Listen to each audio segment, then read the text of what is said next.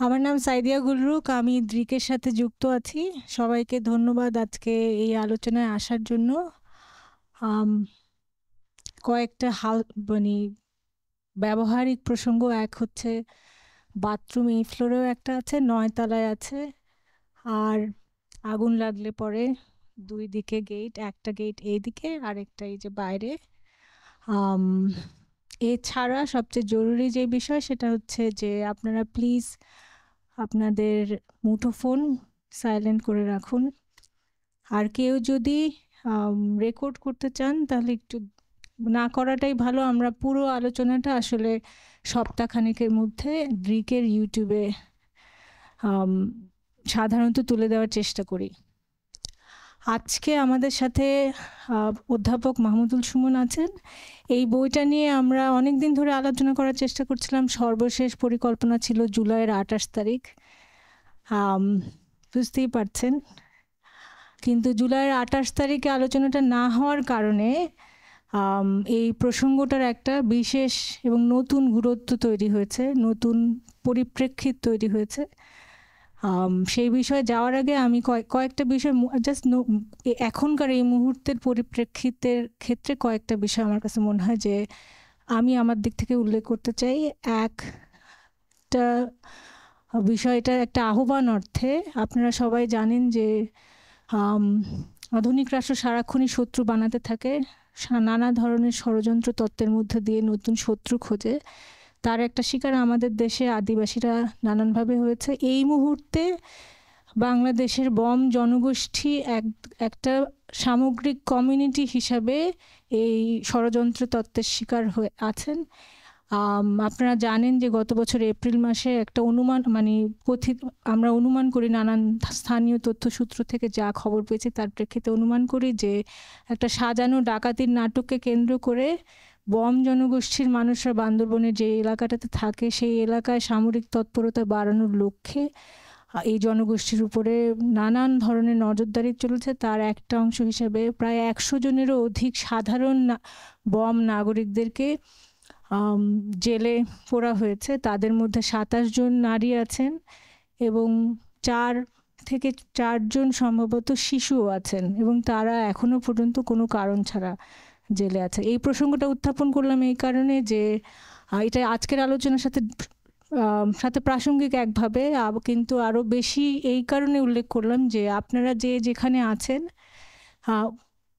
তাদের সাধারণ বম নাগরিকদের মুক্তির দাবিতে সোচ্চার হবেন। কিছুতে এটা যাতে প্রসঙ্গ হিসাবে হারিয়ে না যায় সেটা নিশ্চিত করা আমাদের দায়িত্ব, সেই জায়গা থেকে উল্লেখ করলাম।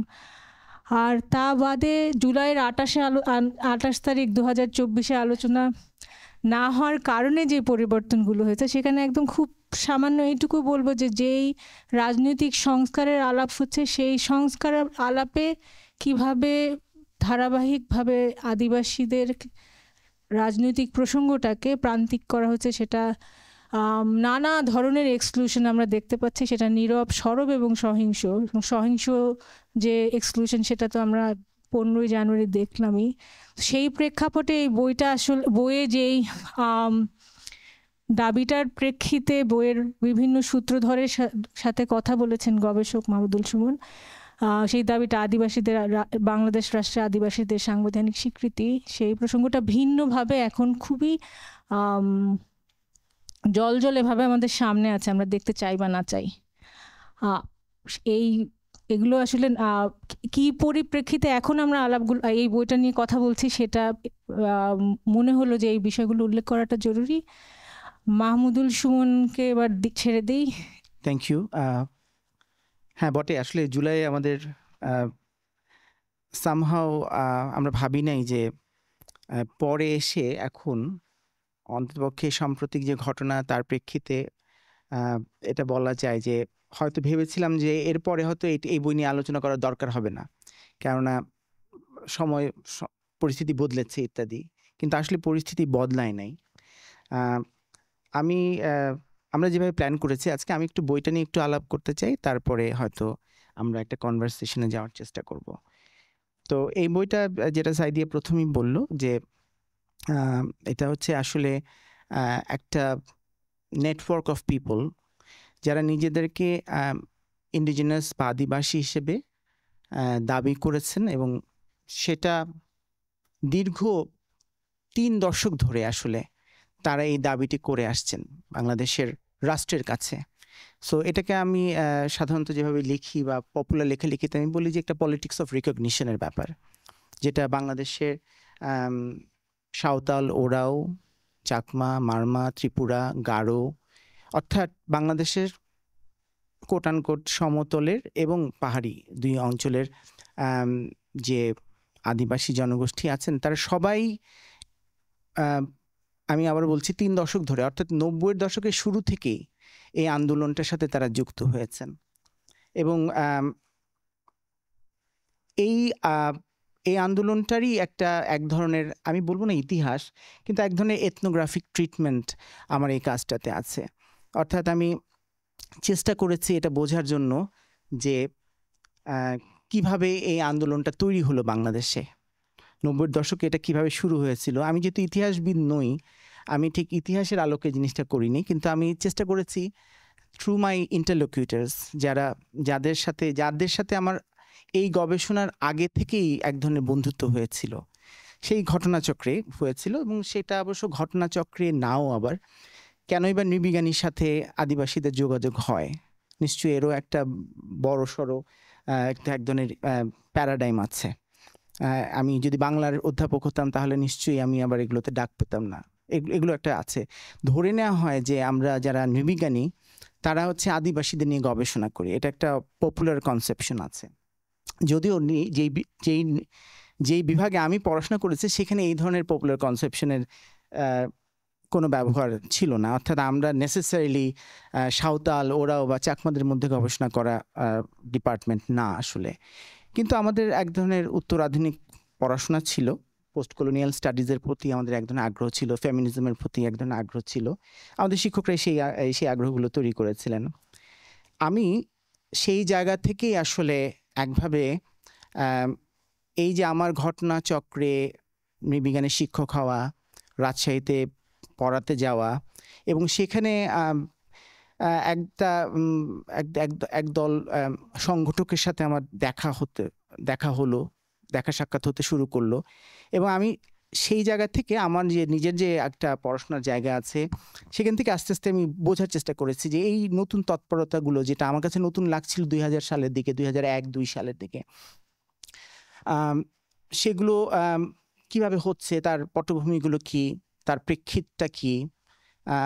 আমার চারপাশে কিছু লোকজন ছিল যারা উঠতে বসতে আমাকেই জিজ্ঞেস করতো সাঁওতালদের নিয়ে সকল প্রশ্ন, অ্যাজ ইফ নৃবিজ্ঞানী হিসেবে আমার যেন এটা জানতেই হবে যে সাঁওতালদের সব কিছু আমি জানি, মানে সাঁওতালদের রিচুয়ালস, কালচার্স, এই সমস্ত কালচার, এগুলো নিয়ে আমাকেই প্রশ্ন করা। এবং হয়তো কখনো কখনো একটু হতাশ হয়েছে, কারণ আমি আসলে এই বিষয়ে কিছু তেমন জানতাম না। তো আমার চোখের সামনে এবং এরকম একটা ব্যাপার, এবং পাশাপাশি এটাও ছিল যে রাজশাহীতে, যে এটাকেও আপনার এই অডিয়েন্সে অনেকে হয়তো জানেন না, রাজশাহীতে আমি অনেক শিক্ষককে পেলাম সোশ্যালজি এবং সোশ্যাল ওয়ার্কের, যারা আবার গবেষণার ক্ষেত্রে খুব আদিবাসীদের নিয়ে গবেষণা করে। আদিবাসী বলতে আমি সাঁওতালদের নিয়ে গবেষণা করছি, এরকম একটা ট্রেন্ড ওখানে ছিল। এবং আমি দেখলাম যে এটা একটা দীর্ঘদিনের ট্রেন্ড, মানে মনে হচ্ছে যেন টপিক হিসেবে এটা খুব একটা প্রিয় টপিক, এবং অনেকেরই পিএইচডি হচ্ছে এই ধরনের বিষয় নিয়ে। সো সব কিছু মিলে একটা মানে গোলমেলে অবস্থাতে আমি আমার প্রবলেমেটিক এই গবেষণার সেটাতে পৌঁছাতে পারলাম। এবং সেই প্রবলেমেটিকের জায়গাটা হচ্ছে যে আসলে আমি যেভাবে চারপাশে যে আলোচনাটা হচ্ছিল, সেই আলোচনাটা আমাকে এক ধরনের অস্বস্তিও দিচ্ছিল, কারণ আমি পাচ্ছিলাম। এর কারণটা হচ্ছে যে নানা রকম রোমান্টিক আইডিয়াও আছে সাঁওতালদের নিয়ে। সেই রোমান্সটা আমার কাছে খুব একটা ইন্টারেস্টিং লাগছিল না। সামহাও আমার মনে হচ্ছিল যে I need to theorise it, historicise it, এরকম একটা জায়গা থেকে আমি ভাবতে শুরু করি। এবং যেহেতু প্রচুর পরিমাণে এই সমস্ত টেক্সট, বিশেষ করে post colonial literature, post modern studies, এগুলো পড়ার কারণে এক ধরনের একটা প্রস্তুতি ছিল, এবং I started to become critical of my object of analysis. এবং এখানে আমি একটা ছোট কোট আপনাদের সাথে শেয়ার করতে চাই স্কটের। উনি বলছেন যে anthropological objects are not simply given in advance of anthropological projects, but are constructed in conceptual and ideological domains which themselves have histories, very often colonial histories. So এইটা আমাকে ভাবতে সাহায্য করলো যে আমি আসলে কিভাবে বিষয়টাকে দেখব, এবং সেটা করতে যেই আস্তে আস্তে আমি এই একগুচ্ছ প্রশ্নের সম্মুখীন হলাম। সেই প্রশ্নগুলো এরকম: How do categories such as primitive, tribal, or Adivasi come into being to constitute as other in its entirety? How is self opposed to that of the Adivasis? How colonialist texts generally play out in people's minds? How the category of quote-unquote Adivasi, now essentialized and normalized, is being appropriated by the actors of Adivasi rights, the state and NGOs, and to what end, especially in the wake of transnational discourse of indigeneity? So এই প্রশ্নগুলো আমার মাথায় ঘুরপাক খেতে শুরু করলো, এবং আমি ভাবলাম যে এটা নিয়ে আমি কাজ করি। সো আমি একটু বলে রাখা ভালো যে আসলে এটা আমার পিএইচডি গবেষণা, যেটা আমি শুরু করেছিলাম 2006-07 এই সেশনে, কিন্তু আমি এই ভাবনাগুলো আবার 2002 সালের ভাবনা। সো আমি আসলে খুবই লাকি যে আমি ইংল্যান্ডে যখন করতে যাই তখন সাইদিয়ার ওই এক্সপিরিয়েন্সটা আমি জানি যে ও ঢাকায় এসেও কি বলে এথিক্যাল বোর্ডের পারমিশন না থাকার কারণে সে অনেক সময় ফিল্ড ওয়ার্ক করতে পারছে না। ব্রিটেনে এই জিনিসটা ওরকম অতটা ওরকম না। So they allowed me to do draw from my previous experience ইত্যাদি। So I was quite lucky. আমি ওখান থেকে ড্র করতে শুরু করলাম, এবং ওখানে যে বললাম যে I now want to look back at that literature, মানে ওই এক্সপিরিয়েন্সগুলোতে আমি আবার তাকাতে চাই। এবং মাই কমিটি ওয়াজ হ্যাপি যে ওকে ফাইন, হ্যাঁ তুমি আবার যাও, কিন্তু ওকে তুমি আগের অভিজ্ঞতা তোমার আছে, উইচ ইজ কারো কারো মনে হলে এটা ভালো নাও হতে পারে, আমি অলরেডি বায়াসড ইত্যাদি ইত্যাদি, এই সমস্ত মেথোডোলজিক্যাল আলোচনা আছে। তো এনিওয়ে, তো এই প্রশ্নগুলো ছিল আমার মেইন প্রশ্ন, যে প্রশ্নগুলো নিয়ে আসলে আমি আমি কাজ করতে চেষ্টা করেছি, ভাবতে চেষ্টা করেছি যে কিভাবে আমি এটার উত্তর খুঁজতে চেষ্টা করেছিলাম। তো ইনিশিয়ালি এই কাজটা একদমই ছিল, মানে অ্যাপারেন্টলি মনে হতে পারে it was an archival work. So এটা একটা ব্যাপার, এবং ইনিশিয়ালি সেরকমই মনে হচ্ছিল যে আমি সম্ভবত মূলত কলোনিয়াল আর্কাইভে কিভাবে আদিবাসী জনগোষ্ঠী বা সাঁওতাল, ওরাও, চাকমা, এদেরকে কিভাবে আসলে রিপ্রেজেন্ট করেছে, এই ডকুমেন্টগুলোর ব্যাপারে আমার এক ধরনের আগ্রহ ছিল। কারণ ওই যে আমি যেটা বললাম যে স্কটের আলোচনার কারণেও, যে অ্যাকচুয়ালি এগুলো তো ডিসকোর্স, এবং এগুলো কিন্তু কলোনিয়াল ডিসকোর্স যেগুলো অলরেডি ইজ দেয়ার, এবং সেটার একটা ইফেক্ট আছে, নানাভাবে সেটার একটা ইফেক্ট আমাদের সামনে আছে। সেটার ফলে নানা রকম সাবজেক্ট পজিশন তৈরি হচ্ছে, সেই জায়গা থেকে এগুলো আলোচনার বিষয়। তো সেভাবে আমি শুরু করেছিলাম, কিন্তু যেটা হয় আর কি, এগুলো আমি যে ডিপার্টমেন্টে কাজ করতে গেলাম আমি বুঝলাম যে ওরা ফুললি একটা আর্কাইভাল স্টাডি করবে, একজন অ্যানথ্রোপোলজির লোক, এই ব্যাপারে ওরা মানে খুব একটা কনভিন্স ছিল না। তারা এক্সপেক্ট করছিল যে এর মধ্যে একটা অ্যানথ্রোপোলজি তো থাকা দরকার, তার মানে হচ্ছে আর কি ফিল্ড ওয়ার্ক করতে হবে। ফিল্ড ওয়ার্কটা আর্কাইভে করলে হচ্ছে না, মানে আমি মানুষজনের কাছে যাই, এটাই তাদের কাছে ফিল্ড ওয়ার্কের। And I had to do my degree, so I compromised of course. আমি প্লাস হচ্ছে I didn't have enough funding for doing that archival work. That is also another reason. So I went for this field work in Bangladesh, of course, and then I never returned to UK. Actually, I wrote my thesis in Bangladesh, and then I went back for my যেটাকে বলে viva, যেটা অনলাইনের আমলে হলে হয়তো সেটাও করতে হতো না। So I'm one of those rare anthropologists who never returned to, মানে যেটাকে বলে মেট্রোপলিটনে ফিরি নাই আর কি, আমি এখান থেকে এটা লিখেছি। এনিওয়ে, এটা খুব ভালো খবর নয়, দেয়ার ওয়াজ সাম কিছু ঘটনা ঘটেছিল সেই কারণে।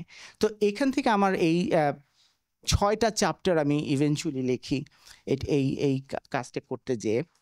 সো এবং আপনারা দেখতে পাচ্ছেন যে একভাবে বললে colonial archives and it's effects, এটাই ছিল আমার মেইন যে আর্কাইভাল যে চ্যাপ্টার, যেখানে আমি আসলে চেষ্টা করেছি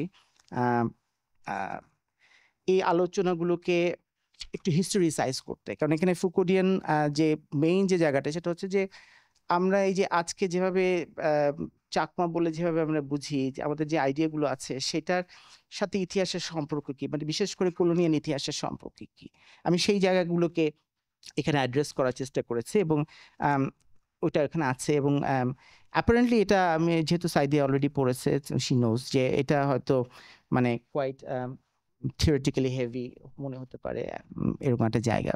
সো কিন্তু সেটা করতে যেই আমি আস্তে আস্তে আমার যে সেটিং, মানে আমার যারা যেই মানুষগুলোর সাথে আসলে আমার আগে থেকেই যোগাযোগ ছিল, যাদের অনেক অ্যাক্টিভিটি আমি আগে থেকে দেখছিলাম, বিশেষ করে তারা নানাভাবে ভূমির অধিকারের জন্য সংগঠিত হচ্ছিল। তারা আদিবাসী শব্দটাকে ব্যবহার করছিল এবং সাংবিধানিক স্বীকৃতির জন্য, এবং বিশেষ করে উত্তরবঙ্গে আরেকটা বিষয় ছিল, সেটা হচ্ছে ভূমির অধিকার। প্রচুর জমি জমা নিয়ে নানা রকম সংকটাপন্ন মানুষজন ছিল, এবং তারা কিন্তু এই কাজটার সাথে তারা যুক্ত ছিল। বা আমি দেখছিলাম যে কিভাবে উত্তরবঙ্গের সংগঠকরা তারা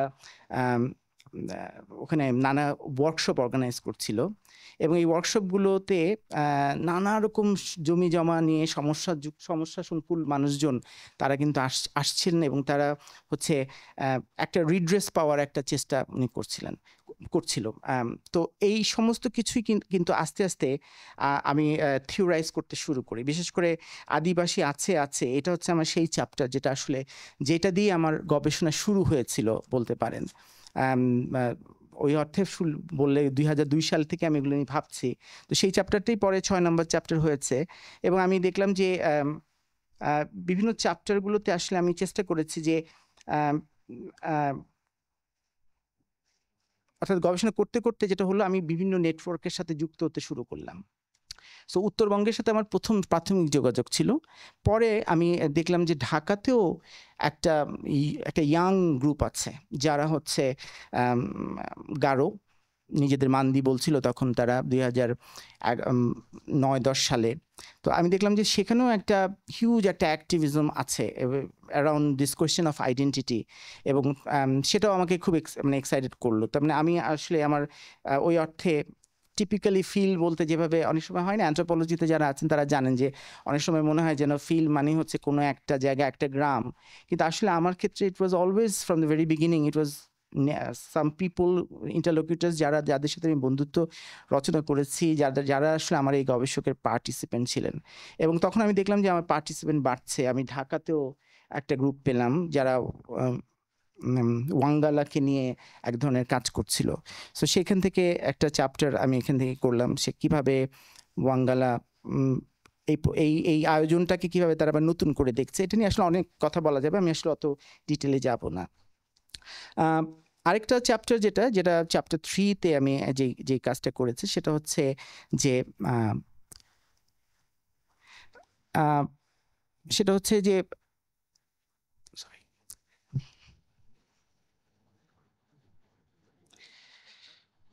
রিলোডিং দ্য আদিবাসী ফিগার। এটা একটা এই চ্যাপ্টারটা অনেক বেশি হচ্ছে পার্বত্য চট্টগ্রাম কেন্দ্রিক কিছু অ্যাক্টিভিজম, এবং সেখানেও আসলে যেই জিনিসটা আমি দেখতে পেলাম যে রাইটস ডিসকোর্স, স্পেশালি আপনার ILO 107 এবং 169, এই 169-কে ঘিরে এক ধরনের একটা আর্টিকুলেশন আছে, এবং এই আর্টিকুলেশনটা রাজা দেবাশিস রয়ের কাজের মধ্যে দিয়ে সেটা কিন্তু মানুষের মধ্যে পৌঁছাচ্ছে, এবং সেটা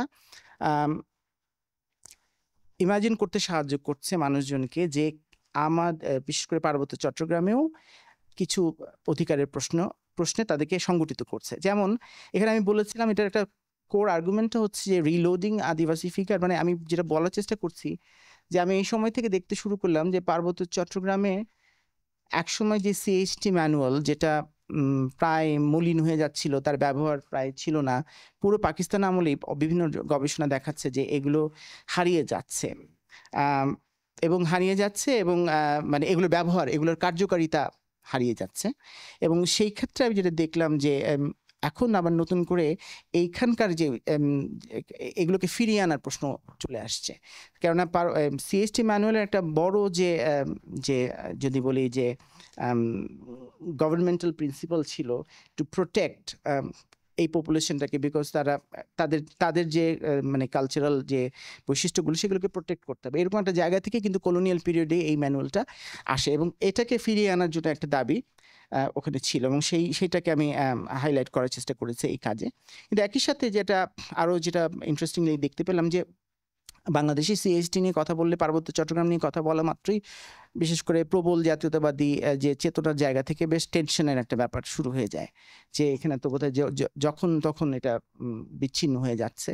তো এবং জুম্মা জাতীয়তাবাদের সাথে এটাকে 80 দশকে যে জুম্মা জাতীয়তাবাদ ছিল, যেটাকে সাবস্টেট ন্যাশনালিজম বলা হয়েছিল এক সময়, সেইটার সাথে অনেক সময় তুলনা করা হয়। কিন্তু আমার একটা বড় আর্গুমেন্ট হচ্ছে যে অন্ততপক্ষে চুক্তি পরবর্তী বাস্তবতায় যে রাইটস ডিসকোর্সের কারণে, যেটাকে আমি বলছি বারবার, আমি একা বলছি না, বিভিন্ন তাত্ত্বিকরাই বলছেন, ট্রান্সন্যাশনাল ডিসকোর্স অফ ইন্ডিজিনিটি, যেটাই হচ্ছে মূলত যে ফিল্ড অফ ফোর্স, যার মধ্য দিয়ে এই নতুন নতুন নলেজ প্রোডাকশন হচ্ছে এবং নানা রকম সাবজেক্টিভিটি তৈরি হচ্ছে, সেই সেই সেই সেই জায়গাটা আমার মনে হচ্ছিল যে এখন কিন্তু এটা দখল করছে। এবং মানে আই হ্যাভ এক্সাম্পল যেখানে পলিটিক্যাল রেটোরিক্সের মধ্যেও কিভাবে আদিবাসী শব্দটা চলে আসছে, মানে মেইন স্ট্রিম পলিটিক্সের মধ্যেও এটা চলে আসছে, সেই ধরনের আলোচনা ওখানে আছে।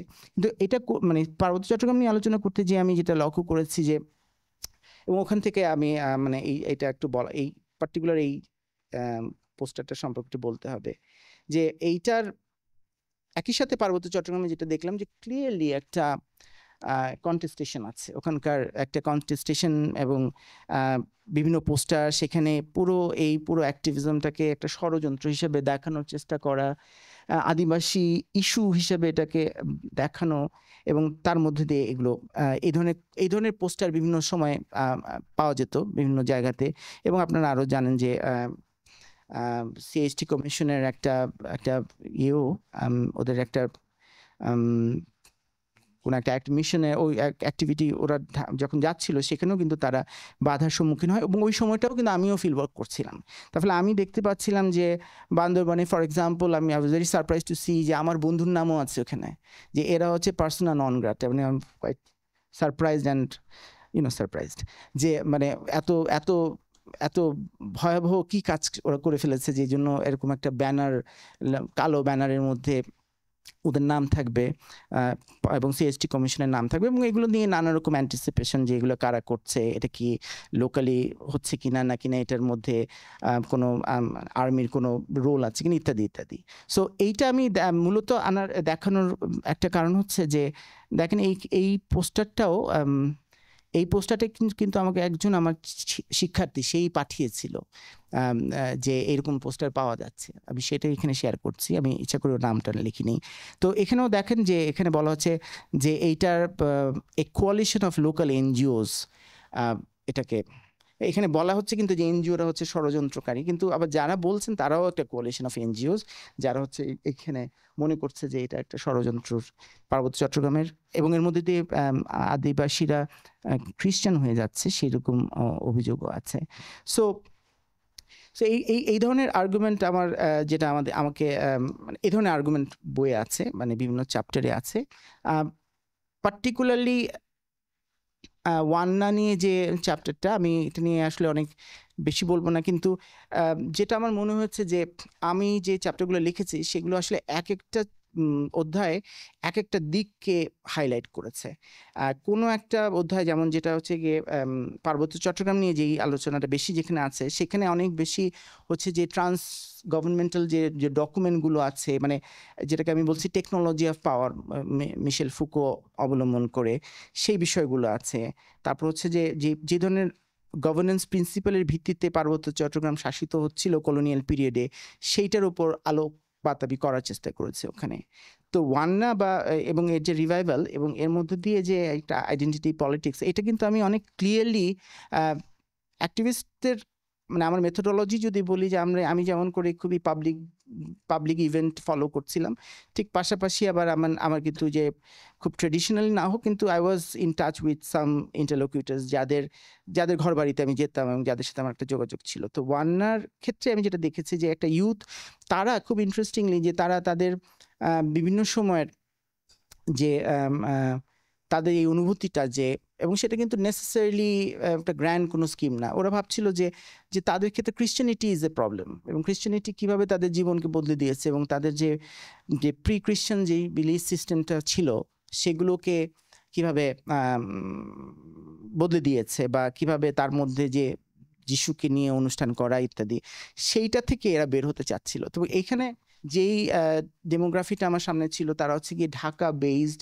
যারা মধুপুর অঞ্চল থেকে আসছে, কিন্তু তারা ঢাকাতে থাকে, ঢাকাতে বিভিন্ন কলেজে পড়াশোনা করে। কিন্তু যেটা খুব ইন্টারেস্টিং যেটা আমি বলছিলাম যে 3 দশকের ব্যাপার, তো এরা কিন্তু সেই একটা একটা গ্রুপ যারা হচ্ছে এই যে ইন্ডিজিনাস রাইটস ডিসকোর্সের মধ্যে এই সময়টাতে বড় হয়েছে। তার ফলে তারা হচ্ছে স্কুলেই প্রতি বছর 9ই আগস্ট তারা হচ্ছে আদিবাসী দিবস উদযাপন করেছে, তারা এইভাবেই দেখেছে জিনিসটা। তার ফলে তারা যে কোনো ধরনের ডিনায়াল তাদের জন্য কিন্তু ভীষণ মানে কষ্টকর ছিল, এবং সেই জিনিসটাই ঘটেছে এদের সাথে। যখন আমি কাজ করছি তখন আমি দেখলাম যে তার মধ্যেই কিন্তু ওই যে 15th অ্যামেন্ডমেন্টের ঘটনা ঘটলো, এবং সেখানে হচ্ছে আদিবাসী শব্দটাকে কিন্তু স্বীকৃতি দেওয়া হলো না। তো এর আগ পর্যন্ত আমি যেহেতু তখন আমি গবেষণা করছি, আমি খুব ফলো করতাম, আমি জানতাম যে আমাদের ইয়াং, বিশেষ করে ইউথের মধ্যে এরকম একটা এবং যারা হচ্ছে গিয়ে আমি যদি বলি স্টলওয়ার্ডস অফ ইন্ডিজিনাস রাইটস ডিসকোর্স, তারা মানে ওনারাও কিন্তু কোনো আশাবাদী ছিলেন যে হয়তো আদিবাসী এই স্বীকৃতিটা পাওয়া যাবে। তো এই 15th অ্যামেন্ডমেন্টের পরে কিন্তু পুরো পরিস্থিতিটা একদম বদলে গেল, এবং সেটা কিন্তু ডিসঅ্যাপয়েন্টেড করেছে অনেক মানুষকেই, এবং সেই জিনিসটা আমার কাজের মধ্যে বের হয়ে আসলো। সো সেখানে আমি যে ছবিগুলো দেখাচ্ছি সেগুলো আসলে মূলত ওয়ান্নার ছবি, এইটা কিভাবে ওরা অর্গানাইজ করে ইত্যাদি।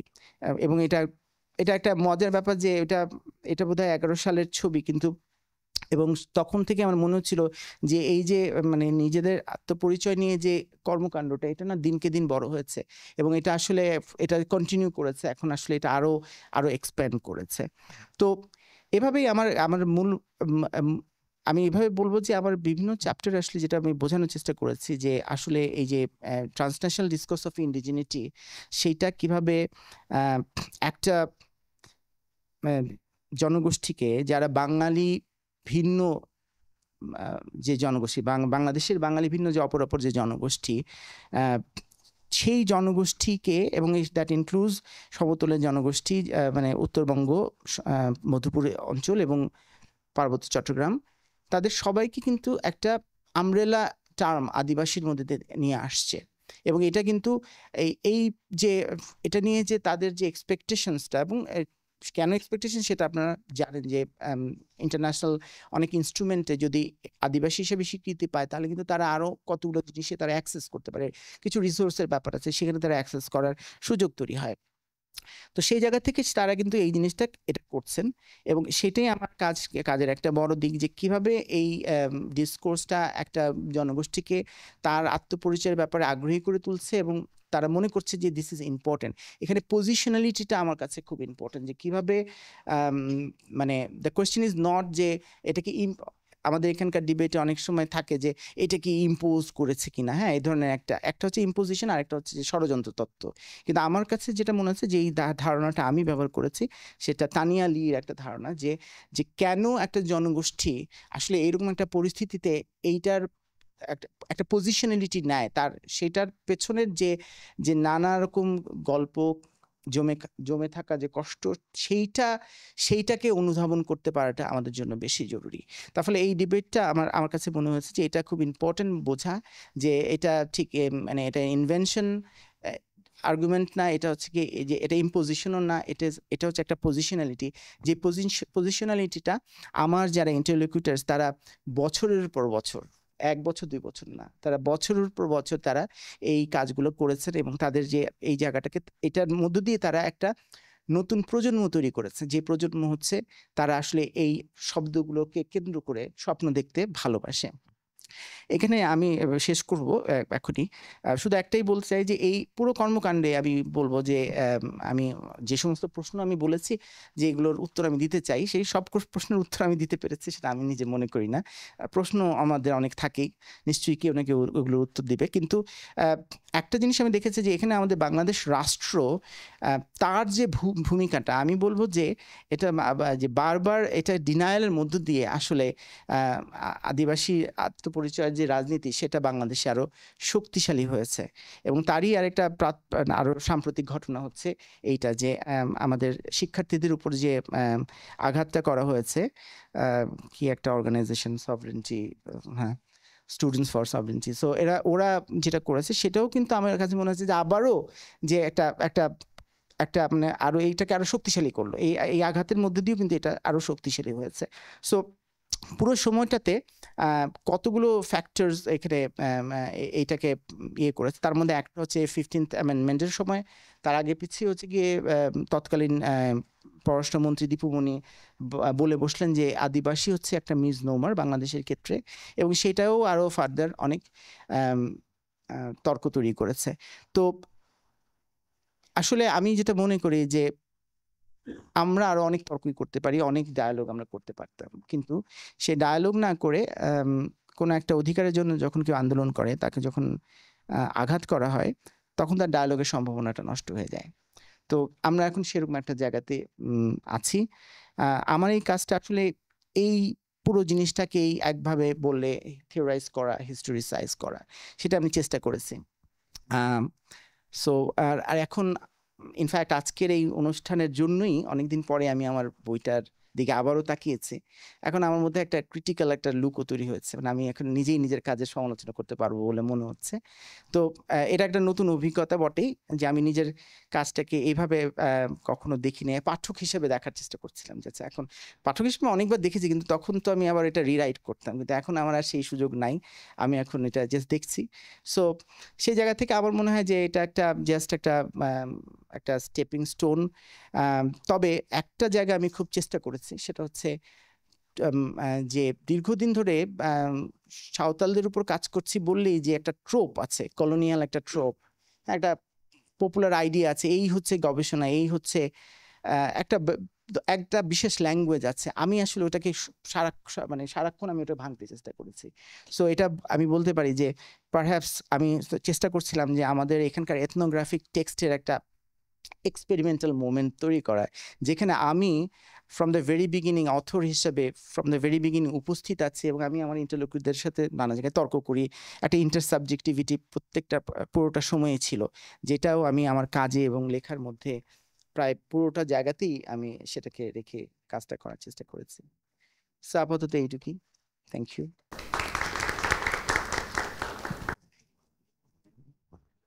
আমি আগে প্রশ্ন করি দুইটা, কারণ সাধারণত আমি পরে আর চান্স পাই না। আমার প্রথম প্রশ্নটা খুব স্পেসিফিক। আমরা যেই কন্টেনশাস এবং চ্যালেঞ্জিং পরিপ্রেক্ষিতে আলাপ করছি, সেই তুলনায় হয়তো একটু মনোযোগ সরিয়ে নেয়, কিন্তু বইটা পড়তে পড়তে মনে হচ্ছিল আপনি ট্রান্সন্যাশনাল বিভিন্ন প্রক্রিয়ার মধ্যে দিয়ে, বিভিন্ন এই নেটওয়ার্ক অফ অ্যাক্টার্সের মধ্যে দিয়ে আদিবাসী অ্যাক্টিভিস্টরা, বিশেষ করে যারা এনজিওয়াইজেশনের মধ্যে আছে, তারা একটা নতুন ধরনের আদিবাসী আইডেন্টিটি ফরমেশন প্রক্রিয়ায় অন্তর্ভুক্ত হয়েছে, রিক্রুটেড হয়েছে। এই আইডেন্টিটি ফরমেশন প্রক্রিয়ার একটা ক্লাস ডাইমেনশন নিয়েও আপনি শেষের দিকে এসে কথা বলছেন। কিন্তু আমার কৌতূহল যে এইটার, এবং আপনার আলোচনার বইয়ের মুখ্য সূত্রধর ইন্টারলোকুটররাও প্রধানত পুরুষ, এই আইডেন্টিটি ফরমেশনের জেন্ডার পলিটিক্স নিয়ে আপনি একটু বলবেন? আমার ইন্টারলোকিউটরদের যারা মানে এটা একটা ভালো প্রশ্ন। আমার ইন্টারলোকিউটররা যারা তাদের মধ্যে তারা কিন্তু একভাবে বললে তাদের সমাজের একটু, ঠিক এলিট শব্দটা একটু বেশি বলা হয়ে যাবে, কিন্তু তাদের সমাজে একটু সুবিধাপ্রাপ্ত জনগোষ্ঠী। তো সেখানে আমি যেটা দেখতে পাচ্ছিলাম যে নারীদেরকে অন্তর্ভুক্ত করবার একটা তাগিদ ছিল বিভিন্ন সময়ে, এই জিনিসটা আমি দেখেছি, কিন্তু সেটা অন্ততপক্ষে আমি যেটা বলবো যে সংগঠনগুলো কখনো কখনো আমার মনে হয়েছে যে তারাও ওই যে আমাদের এখানকার মেইন স্ট্রিম যে সংগঠনগুলো আছে, সেইটার যে বৈশিষ্ট্য, সেই বৈশিষ্ট্যগুলো সেখানেও তখন ছিল। তার ফলে এই যে অফিস বেয়ারাররা চেঞ্জ হচ্ছিল না, এটা একটা প্রশ্ন। সো আমি বলবো যে কিন্তু কোনো একটা কারণে নারীদের উপস্থিতির প্রয়োজন আছে, এই ধরনের একটা তাগিদ ছিল। এবং কখনো কখনো আমার মনে হচ্ছে যে একটু নারী নেতৃত্ব তৈরি করা যায় কিনা, এ ধরনের আলোচনা অন্ততপক্ষে আমার যারা কোর ইন্টারলোকিউটর তারা এটা মনে করতেন। কিন্তু তাদের এই মনে করাটা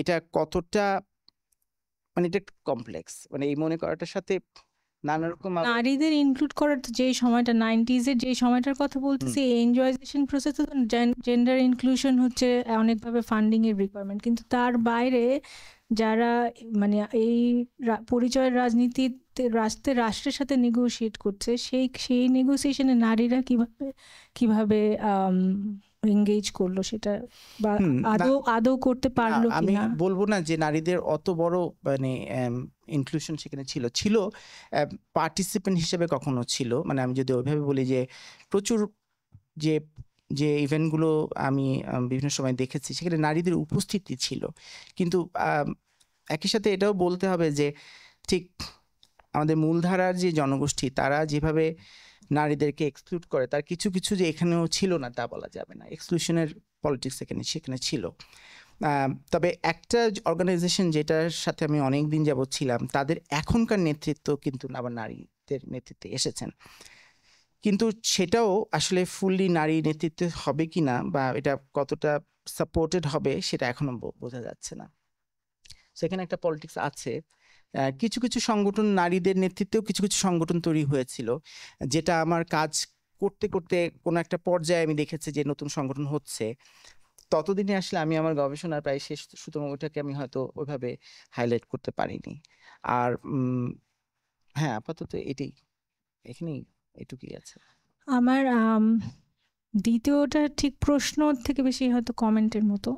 সেটা হচ্ছে যে পুরো কাজটাতে, এথনোগ্রাফির পুরো জার্নিটাতে আপনার একটা প্রধান পর্যবেক্ষণ হচ্ছে যে কলোনিকালে যেইভাবে ট্রাইবাল তারপরে বা উপজাতি ক্যাটাগরিগুলোকে তৈরি করা হয়েছে শাসনের ঔপনিবেশিক শাসনের জন্য, যে আইনগুলো তৈরি করা হচ্ছে সমতলের আদিবাসীদের জন্য একভাবে, ফরেস্ট অ্যাক্ট আর পার্বত্য চট্টগ্রামের জন্য পার্বত্য চট্টগ্রাম ম্যানুয়াল, সেগুলোকে কেন্দ্র করে যে সাংস্কৃতিক এবং সামাজিক বর্ণনা তৈরি হয়েছে, টেক্সট তৈরি হয়েছে, এথনোলজিক্যাল, তারপরে গ্যাজেটগুলো, সেই ধরনের গ্যাজেটগুলোই এখন যখন কিনা আদিবাসী অ্যাক্টিভিস্টরা আদিবাসী ধারণার মাধ্যমে রাষ্ট্রের সাথে নেগোশিয়েট করার চেষ্টা করছে, তখন একটা পোস্ট কলোনিয়াল, এখানে একদিকে তো পোস্ট কলোনিয়াল রাষ্ট্র কলোনিয়াল কাঠামো ব্যবহার করে শাসনের চেষ্টা করছে, আরেকদিকে হচ্ছে যে যারা কিনা এই শাসনের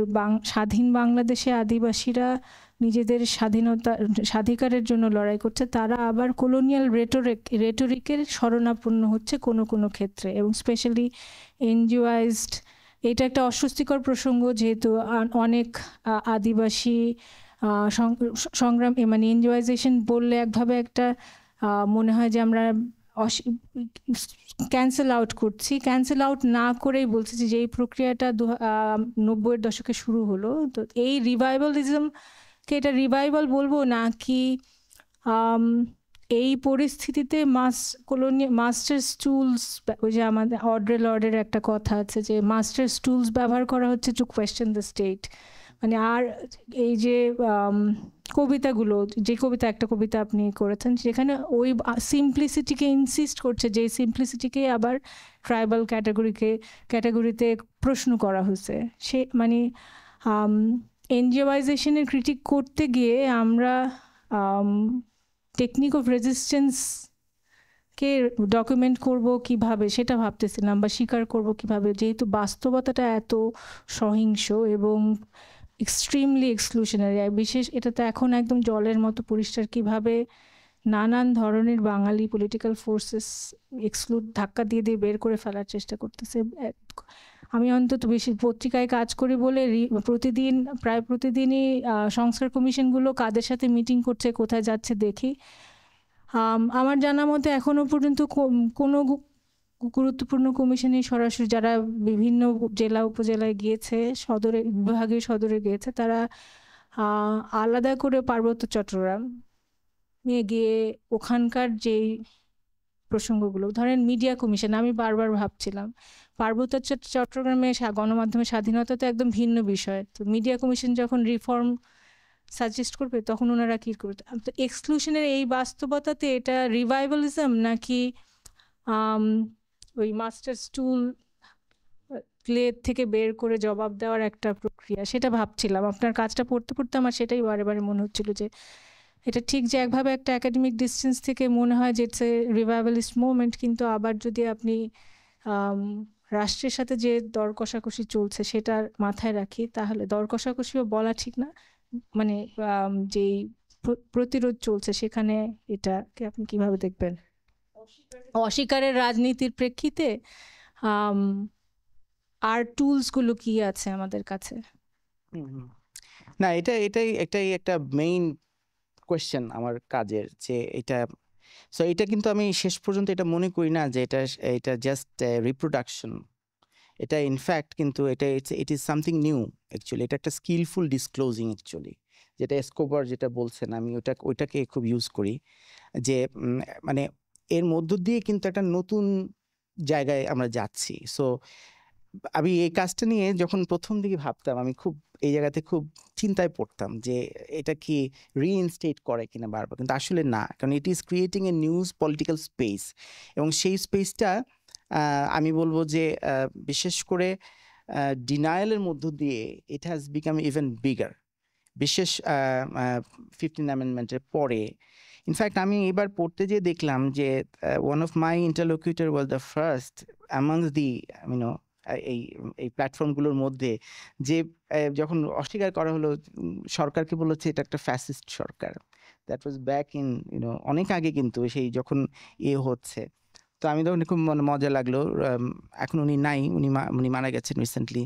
আমার একাধিক 2-3জন ইন্টারলোকিউটর যারা আমার খুব ক্লোজ ছিলেন, তারা সবাই খুব রিসেন্টলি মারা গেছেন গত 5-7 বছরের মধ্যে। সেটা আমাকে খুব করে। তো আমি মনে করি আসলে এটা দিস এ ভেরি ইম্পর্টেন্ট মানে সাইড, যে it is at the same time মনে হতে পারে যে ইট ইজ এ রিপ্রোডাকশন অফ, কিন্তু এটার মধ্যে কিন্তু নতুন একটা জায়গা তৈরি হচ্ছে, এবং এই জায়গাটা তৈরি করাটাই আমি কতটা তৈরি হচ্ছে আর হচ্ছে না সেটারই একটা হিসাব আমি নেওয়ার চেষ্টা করছিলাম। যেমন যে অধিকার কি বলে আপনার, উত্তরবঙ্গের ক্ষেত্রে যেমন একটা অনেক দিনের দাবি ছিল হচ্ছে ল্যান্ড কমিশন, কিন্তু যেটা আমার জন্য স্যাডিনিং সেটা হচ্ছে যে ডিসপাইট অল দিস, মানে এই যে এত চেষ্টার পরেও কিন্তু এইটা কিন্তু ঠিক যে রাষ্ট্র কিন্তু আসলে ওইভাবে খুব একটা রেসপন্ড করে নাই, বিশেষ করে উত্তরবঙ্গের ক্ষেত্রে আমি এটা দেখেছি। তো ওইটা তো একটা আছে যে এক ধরনের আমি যারা আমার ইন্টারলোকিউটরদের মধ্যে একটা অংশ কিন্তু একটা পর্যায়ে একটু ডিসঅ্যাপয়েন্টেড ছিল যে তারা এত কিছু করার পরেও তারা আসলে ওই জায়গাগুলো পায়নি।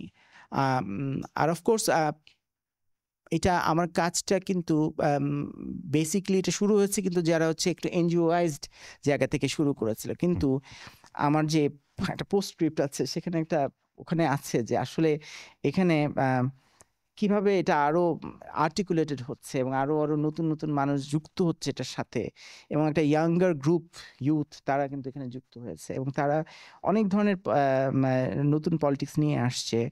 যে সো আপাত দৃষ্টিতে কারো মনে হচ্ছিল যে আদিবাসী অধিকারের আন্দোলনটা বোধহয় ব্যর্থ হয়ে গেছে, কিন্তু আমি মনে করছি না, বরং আমি বলতে যাচ্ছি এটা আরো বড় হয়েছে এবং নতুন একটা মাত্রা পেয়েছে আর কি। আমার আরেকটা প্রশ্ন আছে, কিন্তু সেটা আমি ধরে রাখছি, এখন খুলে দেই নাকি? আমি আপনাদের, হ্যাঁ অবশ্যই একটু নামটা বলে প্রশ্নটা করবেন। আসসালামু আলাইকুম স্যার, আমার নাম মাহিদ, আমি একটা প্রাইভেট কোম্পানিতে কাজ করি। আমার অফিস খুব একটা বেশি দূর নেই, পান্থপথ মোড়েই। প্রথমত স্যার আপনাকে অভিনন্দন। আমি একটা আশা করি হয়তোবা নিকট ভবিষ্যতে, অদূর না নিকট ভবিষ্যতে আপনার একটা বঙ্গানুবাদ আসবে। আচ্ছা, আমার দুটো প্রশ্ন ছিল যে আপনি যে সাঁওতাল যারা আদিবাসী যাদের কথাগুলো বলছেন, এর বিপরীতে আমরা বাংলাদেশের মানে যারা এস্টাবলিশমেন্ট সরকার মানে বিগত কিংবা আগে, এদের একটা টার্ম আছে যে এরা বলতে চায় উপজাতি কিংবা ক্ষুদ্র নৃতাত্ত্বিক গোষ্ঠী। এখন এই তিনটি পারিভাষিক শব্দের বিপরীতে আমি যদি বলি যে এরা হচ্ছে আসলে ভূমিপুত্র, তা আমার এই ভূমিপুত্র শব্দটা কতটা সঠিক হবে মনে করেন? আর ভূমি সন্তান সেটা ঠিক আছে, ভূমি সন্তান, কারণ ভূমিপুত্র নামে একটা অর্গানাইজেশন যারা ওয়েস্ট বেঙ্গল থেকে ওরাই করে, তা ওদের সাথে সামহাও একটা কানেকশন আছে আর কি, পার্সোনাল ইয়ে। আর আরেকটা কথা আমি যেটা জানতে চাই যে সাঁওতালরা, এটা আমার অত মানে এই সম্বন্ধে এতটা সম্যক জ্ঞান যেহেতু নেই, তো ওরা যে ওখানে বাস করে, তো ওদের থাকার সিস্টেমটা কি আমাদেরই মতো, নাকি ওরা কমিউন সিস্টেমে ওরা থাকে? ধন্যবাদ স্যার। আচ্ছা, আপনার দ্বিতীয় প্রশ্নটা থেকে আমি শুরু করি। আসলে মানে আমাদের মধ্যে অনেক ধরনের ওই যে স্টিরিওটাইপ কাজ করে। আসলে সাঁওতাল বললেই এই স্টিরিওটাইপগুলো কাজ করে। এটা মনে করার কোনো প্রয়োজনই নাই যে ওরা কমিউন, মানে এই ধরনের একটা ইভলিউশনারি স্কিমের মধ্যে দিয়ে দেখার কোনো সম্ভাবনা বা কোনো প্রয়োজন নাই। হ্যাঁ, মানে আসলে এটা কিন্তু এরকম মনে হওয়ার কারণ আছে। আই ক্যানট ডিনাই যে আমাদের লিটারেচার বলি, কিছু অ্যানথ্রোপোলজিস্টরাও কিন্তু তারা কিন্তু অযথাই একটা এক্সোটিসাইজেশন করে অ্যাবাউট, মানে যখনই নিজেদের বাইরে নিজেদেরকে করে না, শুধু অন্যদেরকে ওরা এক্সোটিসাইজ করে। সো গরিবের বেলাও হয়, নিজের বাসার দিকে তাকায় না। তো আমার মনে হয় যে ওইটার কারণে হয়তো এই প্রশ্নটা এইভাবে আসছে, কিন্তু আসলে তো সমাজে বদল ঘটছে, নানা রকম বদল ঘটছে। সো ইনফ্যাক্ট এই আইডিয়াগুলোই হচ্ছে কি খুবই কলোনিয়াল আইডিয়াও, যে ওরা কমিউন সময় এরকম ছিল, এরকম না জিনিসগুলো।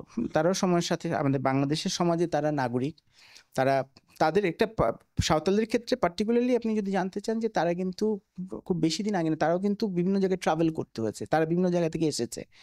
সো সেইটা একটা ব্যাপার আছে। এখানে সাঁওতাল বিদ্রোহের ঘটনা আছে তার মধ্য দিয়ে, এবং কলোনিয়াল পিরিয়ডে ট্রেন স্টেশন ইত্যাদি। আমার মনে হয় যে আমরা ওই ইতিহাসগুলো দেখলেই আরও বেশি ভালো হয়, যে কিভাবে তারা ট্রাভেল করছে কলোনিয়াল পিরিয়ডে, তাদের যে ট্রাভেলের যে গল্পটা ফোর্সড ভাবে তারপরে তারা পার্বত্য চট্টগ্রামে কখনো কাজ করতে এসেছে।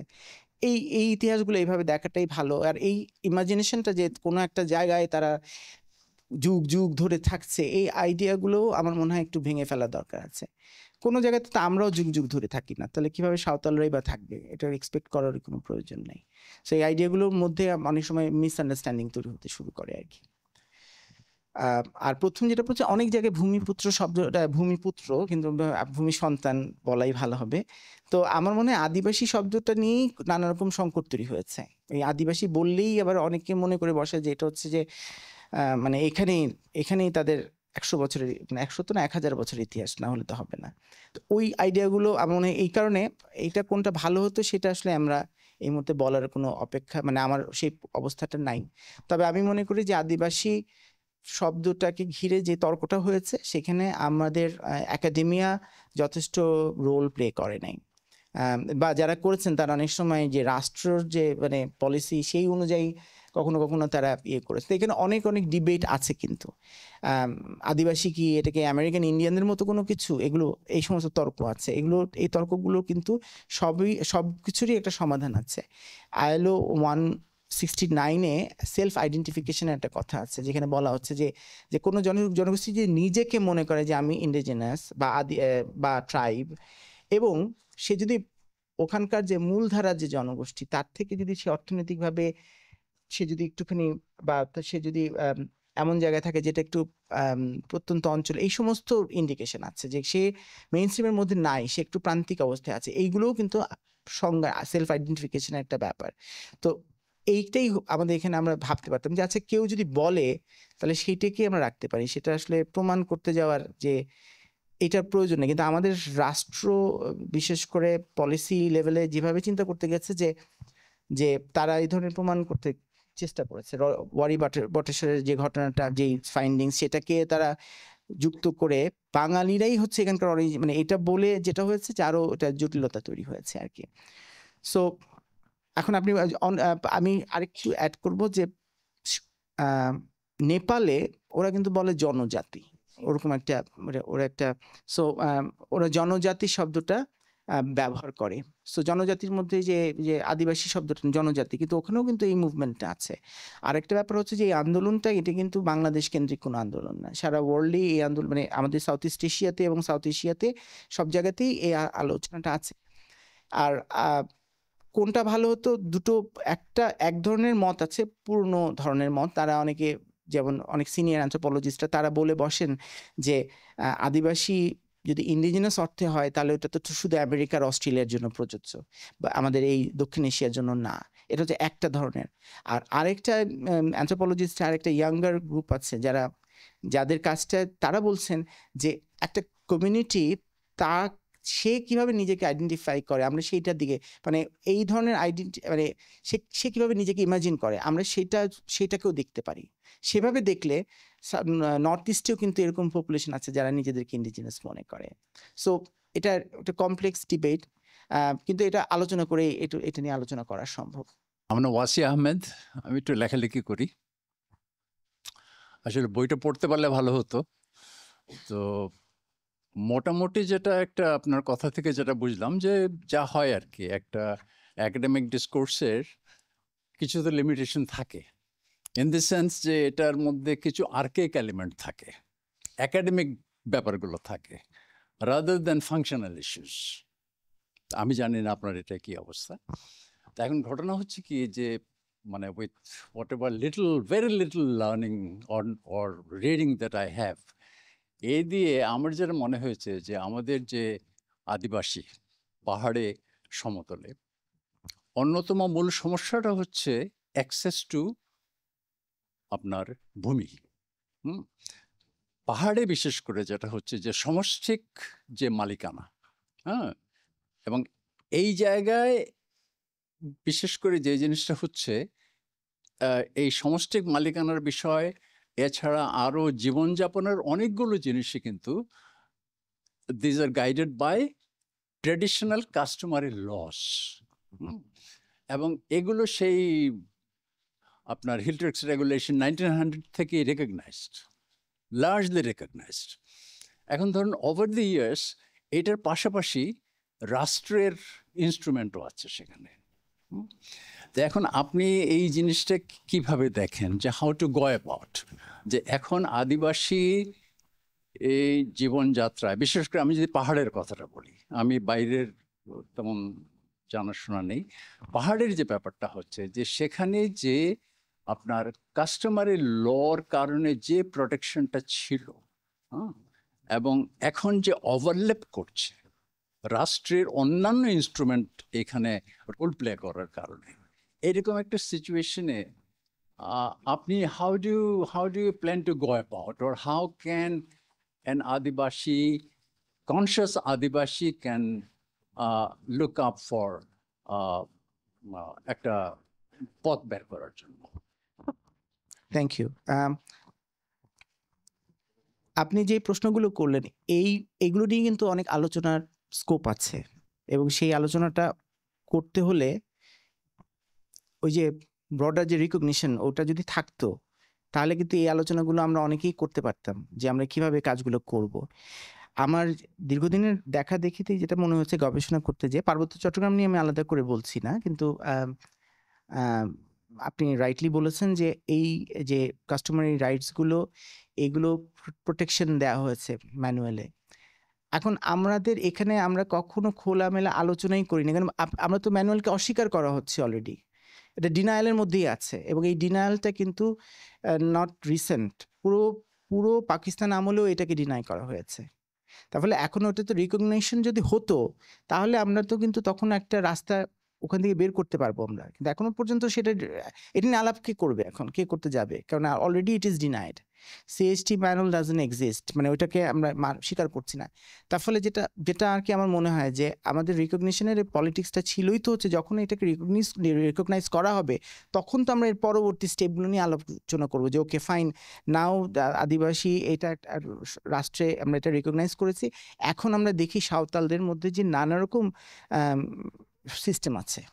আমি বলছি যে সাঁওতালরা যেমন করে জমির মালিকও আছে, কিন্তু আবার কেউ কিন্তু তাদের ফরেস্টে ইউজের যে প্যাটার্নটা সেটা নিয়ে কিন্তু অলরেডি কিছু রিসার্চ আছে। সেইগুলো তো তখনই আমরা আলাপ করতে পারবো যখন হচ্ছে গিয়ে আমরা স্টেট লেভেলে রিকগনিশনটা আমরা পেয়েছি। না হলে কিন্তু ফরেস্ট ডিপার্টমেন্ট সারাক্ষণ হচ্ছে গিয়ে গারোদেরকে ঝেঁটিয়ে বিদায় করবে, তাই না? মানে এই প্রবলেমটা হচ্ছে গিয়ে স্টেট লেভেলের এই নন রিকগনিশনের ফলে, বিশেষ করে মধুপুর অঞ্চলে যেই পরিস্থিতি তৈরি হয়েছে যে একটা বিরাট জনগোষ্ঠী তারা হচ্ছে কোনো যেই ল্যান্ডে থাকে সেই ল্যান্ডটা কিন্তু আসলে খাস ল্যান্ড হিসেবে আছে, অথচ এটি তার হোমস্টেড প্লট, এইভাবেই ওরা আছে এখানে। এরকম একটা অনিশ্চয়তার মধ্যেই তারা দিন গুজার করে আসলে, এইরকম অবস্থা। এটা আমি একটা বললাম, সম্প্রতি আমি ওখানে গিয়েছিলাম বলে এটা আমার স্মৃতিতে আছে। কিন্তু উত্তরবঙ্গেও এরকম অনেক অনেক জায়গা আছে। আমার এমন অনেক ইন্টারলোকিউটাররা আছেন যারা হচ্ছে গিয়ে ওই পুকুরের পাড়ে জীবনযাপন করে। সো এটার কোনো সুরাহা হয় না, কারণ হচ্ছে খাসল্যান্ডেই তারা জীবনযাপন করে। হ্যাঁ, সো ল্যান্ড তো বাংলাদেশে খুব কমপ্লেক্স একটা ব্যাপার, সেটা এমনিতেও কমপ্লেক্স। পার্বত্য চট্টগ্রামেও কিন্তু আমরা দেখছি যে এখন ল্যান্ড কমিশনের এই যে পিটিশন যেগুলো হচ্ছে, সেটাও কিন্তু খুব একটা ভালো ওরা অগ্রগতি করতে পারছে না, কারণ ব্রডলি আমি রিকগনাইজ করি না। সো আমার মনে হয় যে আপনি যেটা বললেন যে মানে আমার কাজের মধ্যে সেটা আমি নেসেসারিলি ওইদিকে যেতে পারি না, কারণ ওইটা হয়তো আমার এই মুহূর্তে অবজেক্টিভ না। কিন্তু once it is recognized, then we can all sit together. যেমন রিসেন্টলি আমাদের একজন স্কলার বলছিলেন রিসেন্টলি যে আমরা সিএসটি ম্যানুয়াল নিয়ে তো কথাই বলি না। আমরা এটা নিয়ে কথা বলবো এখন, এটা আইদার এটা দিতে মানে এইটা একটা স্টেলমেট হয়ে আছে। সো লেটস টক, ডিসকাস করি। এই মুহূর্তের ইন্টারিম গভর্নমেন্ট এইগুলোর ব্যাপারে আগ্রহী কিনা আমি যতটুকু জানি যে আমার যারা ইন্টারলোকিউটারদের একটা গ্রুপ কিন্তু already they had a conversation, কিন্তু ওই যে পার্টিসিপেশন হলো, ওনারা গিয়েছেন, কিন্তু আসলে সেটা কতটা এটার ফলপ্রসূ হবে কিনা এটা আমরা এখনো বলতে পারছি না। সমাধান অর্থে না, আমি একটু বলি এখানে জাস্ট 2 লাইন। সেটা সমাধান অর্থে না, কিন্তু একটা তো প্রথম পদক্ষেপ আমার কাছে মনে হয় যে সেটলার কলোনিয়াল যে চরিত্র আছে আদিবাসী প্রশ্নে আমাদের, সেইটার মানে আদিবাসীদের সাংবিধানিক স্বীকৃতি তো দিতে পারবো আমরা তখন যখন আমরা আমাদের এই শাসক হিসাবে, বাঙালি আধিপত্যবাদী রাষ্ট্রের শাসক হিসাবে আমাদের সেই চরিত্রটাকে আমরা স্বীকার করব। পাহাড়ে সেটলার কলোনিয়াল পলিসি তো সাম্প্রতিক সময়ে কিছু কিছু আলোচনা আসছে, কিন্তু শালবন, মধুপুরের শালবনকে যেভাবে তিল তিল করে সমতলের আদিবাসীদের কাছ থেকে কেড়ে নেওয়া হয়েছে, সেটা কিন্তু গল্পটার সাথে অনেক গাজার গল্পের মিল আছে। গাজাতে যে বন উজাড় হয়ে গেছে, ফলে প্রথম বোধহয় হচ্ছে যে আমি মনে করি আধিপত্যবাদী গোষ্ঠী হিসাবেও শুধু সরকারের ঘাড়ে চাপানোর বা রাষ্ট্রের ঘাড়ে চাপানোর কিছু নাই। এই হেজিমনিক জনগোষ্ঠীর অংশ হিসেবে আমাদেরও শাসনের চরিত্রটা, রাষ্ট্রের চরিত্রটা যাতেও রিকগনাইজ করা প্রবাবলি হয়তো প্রথম ধাপ হিসেবে আমি মনে করি। আমি আর বেশি কথা বলবো না। আমার নাম হুজাইফা, আমি গবেষণা করি। আমরা হচ্ছে একটা টার্ম জানি স্যার, সেটা হচ্ছে বাঙালি হয়ে যাওয়ার যে ইচ্ছা, বাঙালি হয়ে গেলেই বরং বেটার। আদিবাসীদের মধ্যে কি এই ইচ্ছাটা আছে নাকি, যে বাঙালি হয়ে গেলে সমস্ত ঝামেলা মিটে যাবে? এই টাইপের কোনো ইচ্ছা আছে কিনা বা আপনি দেখছেন কিনা? এটা একটা কমপ্লেক্স প্রশ্ন, কিন্তু আমি এইটুক বলতে পারি যে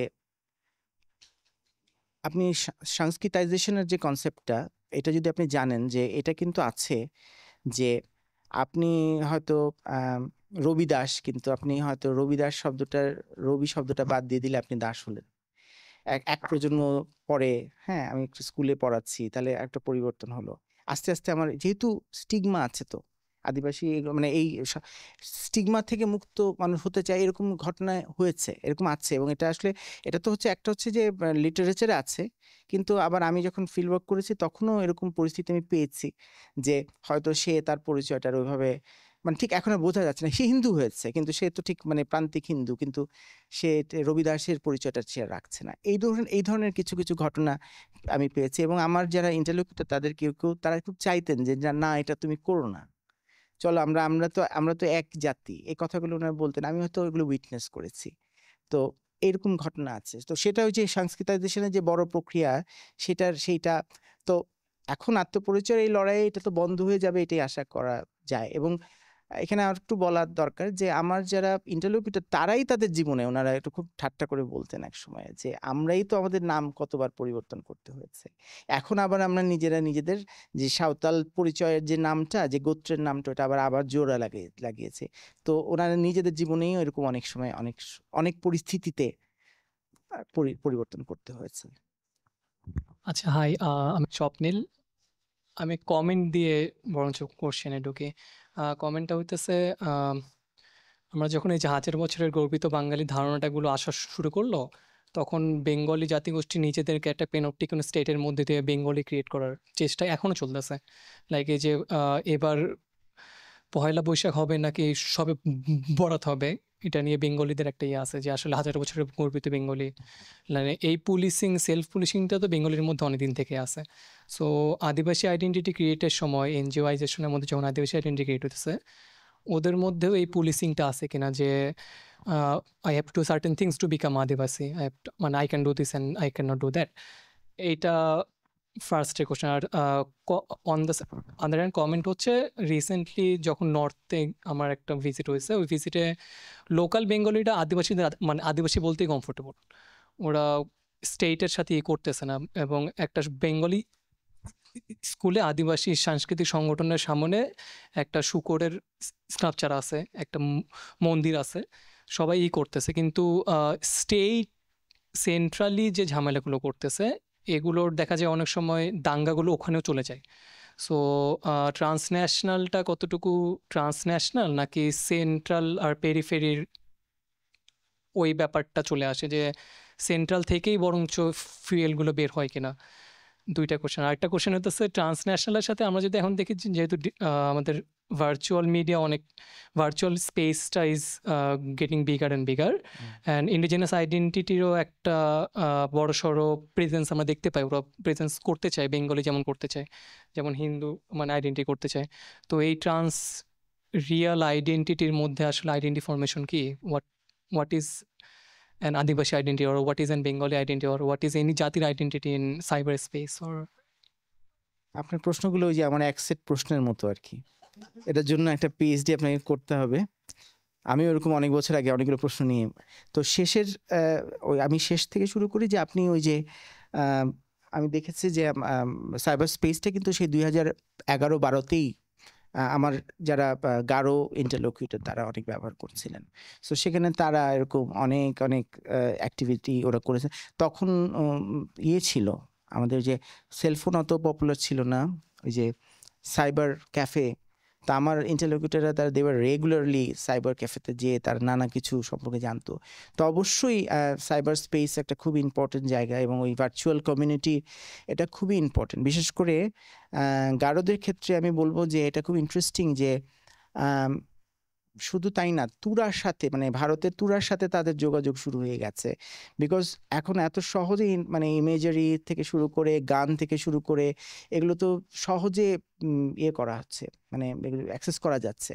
তার ফলে ওইটাও আছে যে যে ফেস্টিভ্যালগুলো তারা করছিল সেই ফেস্টিভ্যালে এমন অনেক সিডি পাওয়া যেত যে সিডিগুলো আসলে হচ্ছে এখানে প্রডিউস না, এগুলো হচ্ছে কি কপি করা এবং ওগুলো তুরা থেকে আসছে, এবং ওগুলো আবার পপুলার হচ্ছে একটু, ওই ওই ওই ল্যাঙ্গুয়েজটা পুরোপুরি বোঝা যায় না, এরকম নানা রকম মানে ইয়ে আছে যে ওটা পুরোপুরি বুঝতে পারছে না, কিন্তু স্টিল ওরা এটা দেখছে। সো এটা একটা দিক।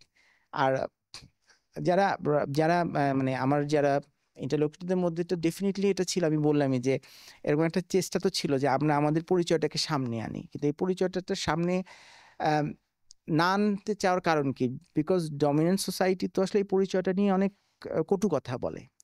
যেমন ধরা যাক সাঁওতাল শুনলে তো আসলে উত্তরবঙ্গের অনেক জায়গাতে চায়ের কাপ আলাদা করে রাখে, এটা না আমি অনেকদিন পর্যন্ত দেখতাম, মানে এটা অনেক এনজিও রিপোর্টে ওগুলো লেখা হয়েছে, কিন্তু এই কথাগুলো কিন্তু মানে এগুলো কিন্তু রিয়েল যে এই সমস্ত ঘটনা হচ্ছে বাংলাদেশে। তো ওই পরিচয়গুলো যখন থাকে তখন ন্যাচারালি আস্তে আস্তে ওইটা থেকে অস্বস্তি তৈরি হয় কারো কারো। এখন আমার যারা ইন্টারলোকিউটর যাদের কথা আমি সবচেয়ে ভালো করে জানি, তারা কিন্তু ওই যে যেটা আমি বললাম, তারা চাইতেন যে আমরা আমাদের পরিচয়টা বলি, আমাদের নামের যে ওটা সামনে আসুক।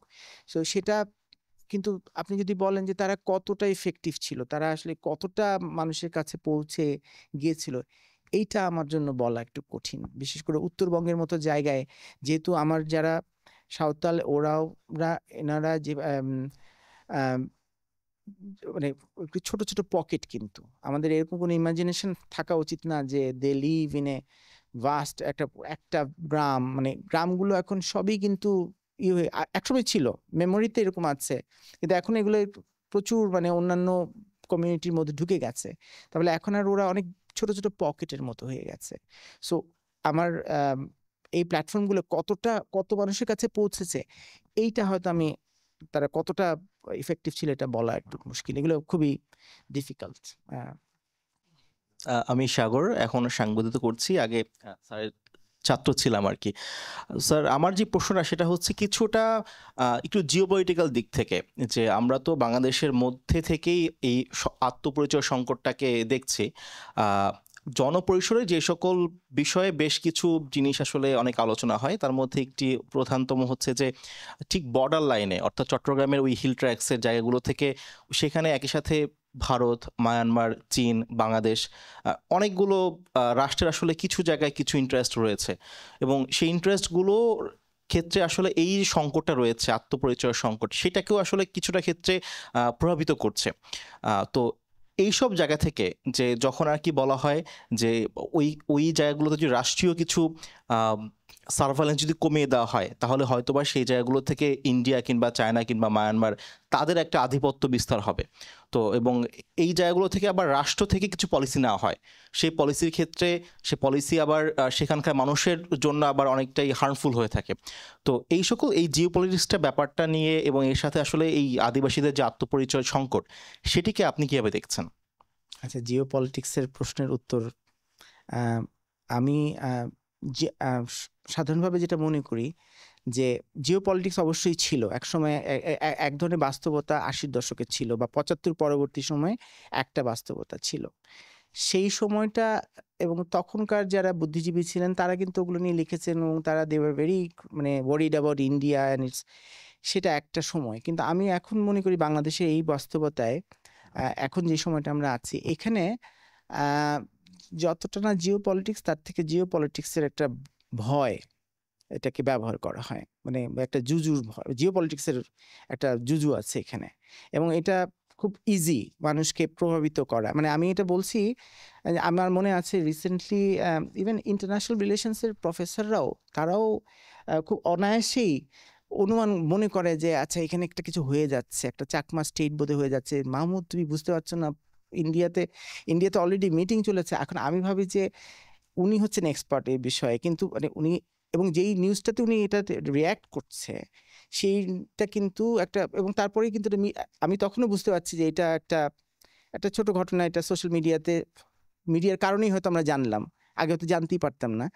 এখন আমার এটা হচ্ছে আমার নিজের একটা অনুভূতি, এটা আমি কারেক্ট কিনা জানি না, কিন্তু আমার অনুভূতিটা হচ্ছে যে জিওপলিটিক্সের একটা ভয় সারাক্ষণ ব্যবহার করা, এবং ওই ফিয়ারটা দিয়েই পার্বত্য চট্টগ্রাম শাসন করা হয়, এবং সেটা কোনো একটা নতুন নাম দিয়ে একটা সংগঠন বানানো হবে, তার সাথে হচ্ছে গিয়ে ভারতীয় কোনো একটা একটু নামের মধ্যে মিল থাকবে, এবং আমরা সবাই ফিয়ারফুল হয়ে। সো এটা is a very common tactic, যেটা ওয়ারাজ আমি মনে করি যে এটা হচ্ছে আমার জিওপলিটিক্সটা নিয়ে আমার এতটা মাথা ব্যথা নাই আসলে। আমি মনে করি না যে ওরকম কোনো আর যখন ওরকম সিচুয়েশন হবে তখন তো আমরা টেরই পাবো, সেটা ক্লিয়ারলি আমরা টের পাবো যে এরকম একটা নতুন পরিস্থিতি তৈরি হয়েছে। আরেকটা ব্যাপার হচ্ছে যে ওই যে পুরনো ধারণাটা যে একটা সিচুয়েশন আলাদা হয়ে যাচ্ছে, এই যে ধারণাগুলো, আমরা তো বাংলাদেশের নাগরিক হিসেবে আমাদের চারপাশেই তো আমাদের কত বন্ধু বান্ধবরা আছে, তারাই তো বাংলাদেশ রাষ্ট্রে নানা ক্ষেত্রে কন্ট্রিবিউট করছে। সুতরাং এই আইডিয়াটাও আমার কাছে মনে হয় যে এটা একটা এটা আসলে এখন আর ঠিক টেনেবল কোনো আইডিয়া না, কিন্তু অ্যাট দ্য সেম টাইম আমি এটা অস্বীকার করছি না যে এইটা is a very easy way to কি বল, মানুষজনকে করা, ভীত সন্তুষ্ট করে ফেলার এটা একটা ভালো, হ্যাঁ, এটা টুলটা এটা দিয়ে এটা আছে আর কি, এবং এটা মানুষ কিন্তু হয় এবং ভীত হয়ে যায়, এবং তার ফলে একটা ডিভাইডেড থাকি আমরা নানাভাবে। সো আমাদের নতুন নলেজ প্রোডাকশন তৈরি দরকার, যেখানে আমরা আসলে বুঝতে পারবো যে what is the current situation, এবং সেটাতে যে নতুন ফরমেশনগুলো সেটা কিরকম, এটা আমরা যদি যত বেশি করব তত হয়তো ওগুলোকে আমরা ডিফ্লেক্ট করতে পারবো। রাজা দেবাশিস সম্প্রতি এরকম একদম এই প্রশ্নটারই একটা উত্তর দিয়েছেন, যেখানে উনি বলেছেন যে অবশ্যই যেই অস্থিতিশীল জিওপলিটিক্যাল সিচুয়েশনের মধ্যে আমরা আছি, মায়ানমারের সাথে একরকম সম্পর্ক, ভারতীয় আধিপত্য বা চীন, যুক্তরাষ্ট্র বাংলাদেশকে যেভাবে দেখে, সেই পরিপ্রেক্ষিতে পাহাড়ে সামরিক বাহিনীর নির্যাতন প্রক্রিয়াকে বন্ধ করে বরং পাহাড়ে, বিশেষ করে আমরা যদি পাহাড়ের প্রেক্ষিতে এই কথাটা বলা হয়, পাহাড়ের রাজনৈতিক দল এবং বিভিন্ন স্টেক হোল্ডারদের সাথে আসেন, কথা বলেন, এবং রাজনৈতিক সংকটের সমাধান রাজনৈতিকভাবেই করতে হবে। পাহাড়ের জনগোষ্ঠীকে যদি জনগোষ্ঠীর সাথে একটা আলাপ আলোচনার মধ্যে দিয়ে সমাধানের পথে যেতে হবে। আমরা অন্তর্ভুক্তিকরণের কথা বলছি, আমরা বিচ্ছিন্নতা না, আমরা তো আমাদেরকে অন্তর্ভুক্ত করার কথা বলছি। তা আমাদেরকে বারে বারে বিচ্ছিন্নতাবাদী বলে আপনারা যা এক্সক্লুশনারি পলিটিক্স করছেন, আধিপত্য বজায় রাখতে চাচ্ছেন, সেই রাজনীতিটাকেই আবার সামনে আনছেন। আমি খুঁজতেছিলাম যে ফেসবুকে ওনার এক্স্যাক্ট কোডটা খুঁজে পাই কিনা, চট করে পেলাম না, কিন্তু খুঁজলে একদম পেয়ে যাবেন। উনি খুব সুন্দর করে স্পষ্ট করে বলেছিলেন যে পাহাড়ের মানুষজন, মানুষজন কিন্তু সম্পৃক্ততার কথা বলছেন। কয়েক বছর আগে উনি রাজশাহীতে একটা ইউথদের একটা সমাবেশে বলেছিলেন যে বাংলাদেশে যখন বাংলাদেশ ক্রিকেট টিম যখন খেলায় যেতে, তখন কিন্তু এখন পার্বত্য চট্টগ্রামেও কিন্তু জয়ের উল্লাস হয়। আমরা ওটা শুনতে পাইনি আসলে কখনো, বা আমরা শুনতে চাই না ওই কথাটা। হ্যাঁ, তো ওইটা কি মনে রাখার দরকার আছে, এবং এটা বলাটা কিন্তু বিরাট একটা ব্যাপার, কেননা আসলে তো পাহাড়ে অনেক অত্যাচার হয়েছে, এটা তো অস্বীকার করার। তো সেই জায়গা থেকে আমার মনে হয় যে এটা একটা বিরাট পরিবর্তন, কিন্তু এই ডিসকোর্সটাকে আমাদেরকে আরো শক্তিশালীভাবে সামনে আনতে হবে।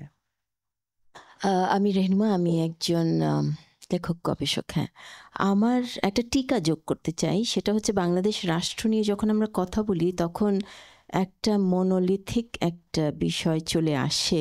আমার মনে হয় বাংলাদেশ রাষ্ট্রের ক্ষেত্রে সিভিল লিডারশিপ বনাম মিলিটারি লিডারশিপ, এই ডিস্টিংশনটা করতে পারা উচিত। এবং এই দুটোর মধ্যে ফ্রিকশন, টেনশন, স্ট্র্যাটেজি, কখন কোন লিডারশিপ কাকে ওভাররাইড করে, কোন বিশেষ এলাকার ক্ষেত্রে ওভাররাইড করে, এবং কোন বিশেষ এলাকার ক্ষেত্রে গভর্নেন্স ইজ মিলিটারি গভর্নেন্স।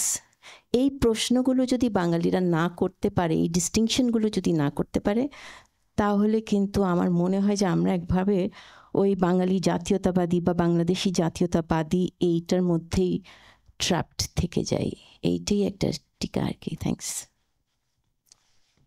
বিশেষ করে জুলাই পরবর্তী বাস্তবতায় আমরা যখন দেখলাম যে আদিবাসীদের এই অধিকারের ব্যাপারটা, এই দাবিটাকে যেভাবে প্রত্যাখ্যান করা হলো, সেটাও তো খুব ইম্পর্টেন্ট, এবং এগুলো খুব ইম্পর্টেন্ট ইনস্ট্যান্স হিসেবে আমাদের সামনে আসছে, আচ্ছা, যেটা আমাদের অ্যানালাইসিস করতে পারা উচিত। Thank you. ধন্যবাদ। শুরুতে আপনাকে ধন্যবাদ জানাই যে চমৎকার একটি বই আমি শুরুতে মিস করেছি, হয়তো আরেকটু আগে আসলে পেতাম। দৃককে ধন্যবাদ যে এটা সামনে এনেছেন। আর এই মব জাস্টিসের যুগে আমাদের এই বিষয় নিয়ে অনেক বেশি আলোচনা দরকার বলে মনে করি। আমার নাম মিন্টু সম্রাট, আমি একটি শিশু সংগঠনের সাথে আছি, শিশুদের জন্য আমরা নামে সংগঠনের সাধারণ সম্পাদক হিসেবে দায়িত্ব পালন করছি। আমার পাহাড় মানে আমার দুইটা খণ্ডে হচ্ছে আপনার সাথে আমি কথা বলতে চাই, সেটা হচ্ছে পাহাড় এবং সমতল।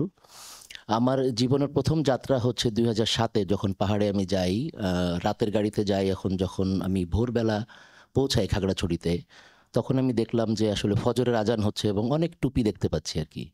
কিন্তু আমার স্বপ্নে ছিল যে পাহাড়ে তো আসলে পাহাড়ি দেখবো, নাকবোচা মানুষ দেখবো, কিন্তু সেটা আমি পাইনি।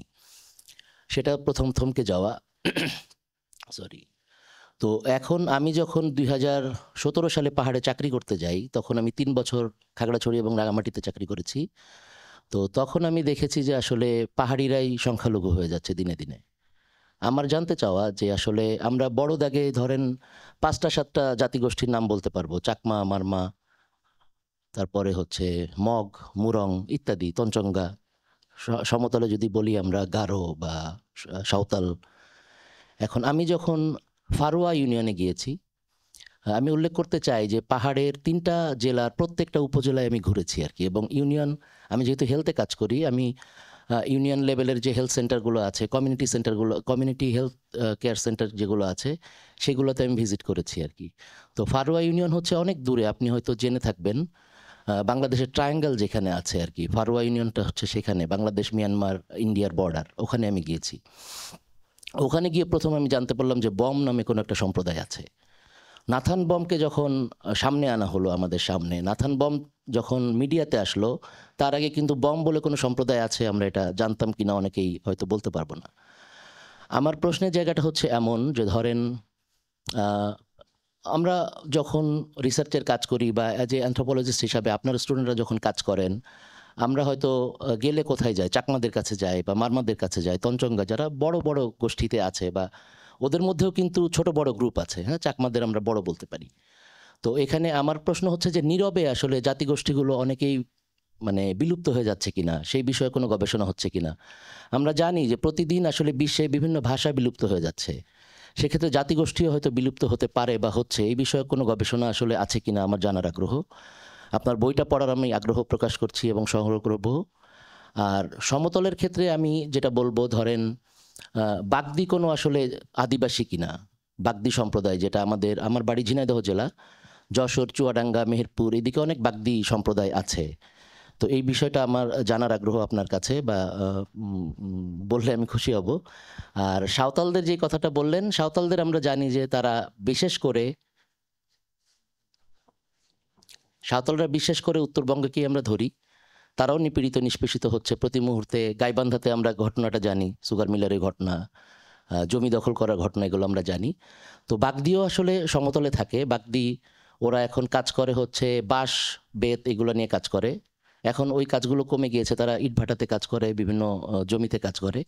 তো এটা আমার জানতে চাওয়া যে আসলে বাগদিকে আমরা আদিবাসী হতে গেলে যে ক্রাইটেরিয়াগুলো ফিল আপ করে, আদিবাসীদের মধ্যে বাগদি সেটা আসলে হয় কিনা, এবং বাগদি যদি হয়ে থাকে বাগদিদের নিয়ে কোনো কাজ হচ্ছে কিনা বা তাদেরকে আমরা মার্ক করছি কিনা। ধন্যবাদ। আচ্ছা, প্রথমে হচ্ছে যে আপনার এই যে নাক বোচাই শব্দটা আমি একটু অস্বস্তি পেলাম আর কি, মানে আমরা ওইভাবে বলি না কখনো। তো আমি জানি না, আমি কিন্তু কখনো এভাবে চিন্তা করি নাই যে পার্বত্য চট্টগ্রাম মানে হচ্ছে এরকম, আমি এইভাবে ভাবি নাই।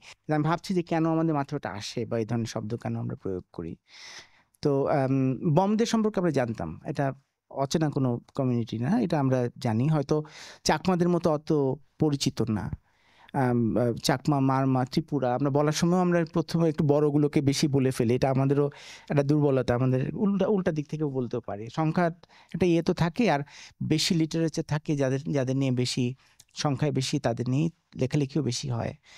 আর হচ্ছে আপনি বলতে চাচ্ছেন যে কোনো জাতিগোষ্ঠী হারিয়ে যাচ্ছে কিনা, জাতিগোষ্ঠী হারিয়ে যাচ্ছে কিনা মানে আমি জানি যে কিছু ভাষা হারিয়ে যাচ্ছে, সেইটা নিয়ে কিছু গবেষণা আছে, এটা আমি জানি। বাংলাদেশেও আমাদের বন্ধুদের মধ্যেও কেউ কেউ এরকম গবেষণা করছেন যেগুলো হারিয়ে যাচ্ছে। তো সেটা একদমই ল্যাঙ্গুয়েজের গবেষণা, একদম ভিন্ন একটা ক্ষেত্র, তার সাথে আসলে আমার ওই অর্থে তেমন কোনো যোগাযোগ নাই। সো এটা একটা। আর বাগদি সম্পর্কে আপনি যেটা বলছেন, আপনি নিশ্চয়ই জানেন যে বাংলাদেশে এখন এই যে রিকগনিশন এবং নন রিকগনিশনের মধ্যেও 50টি জনগোষ্ঠী আছে যাদেরকে ইয়ে করা হয়েছে, যাদেরকে ক্ষুদ্র নৃগোষ্ঠী হিসাবে স্বীকৃতি দেওয়া হয়েছে, আদিবাসী হিসেবে না কিন্তু ক্ষুদ্র নৃগোষ্ঠী হিসাবে স্বীকৃতি দেওয়া হয়েছে। আমি নিশ্চিত না যে 50-এর মধ্যে বাগদি আছে কিনা, থাকার সম্ভাবনা আছে কিন্তু আমি নট শিওর। সো আমি ওইটা বলতে পারবো না আপনাকে যে এটা তাদের উপরে আলাদা করে গবেষণা রিসেন্টলি আমি কোনো কিছু এরকম দেখিনি।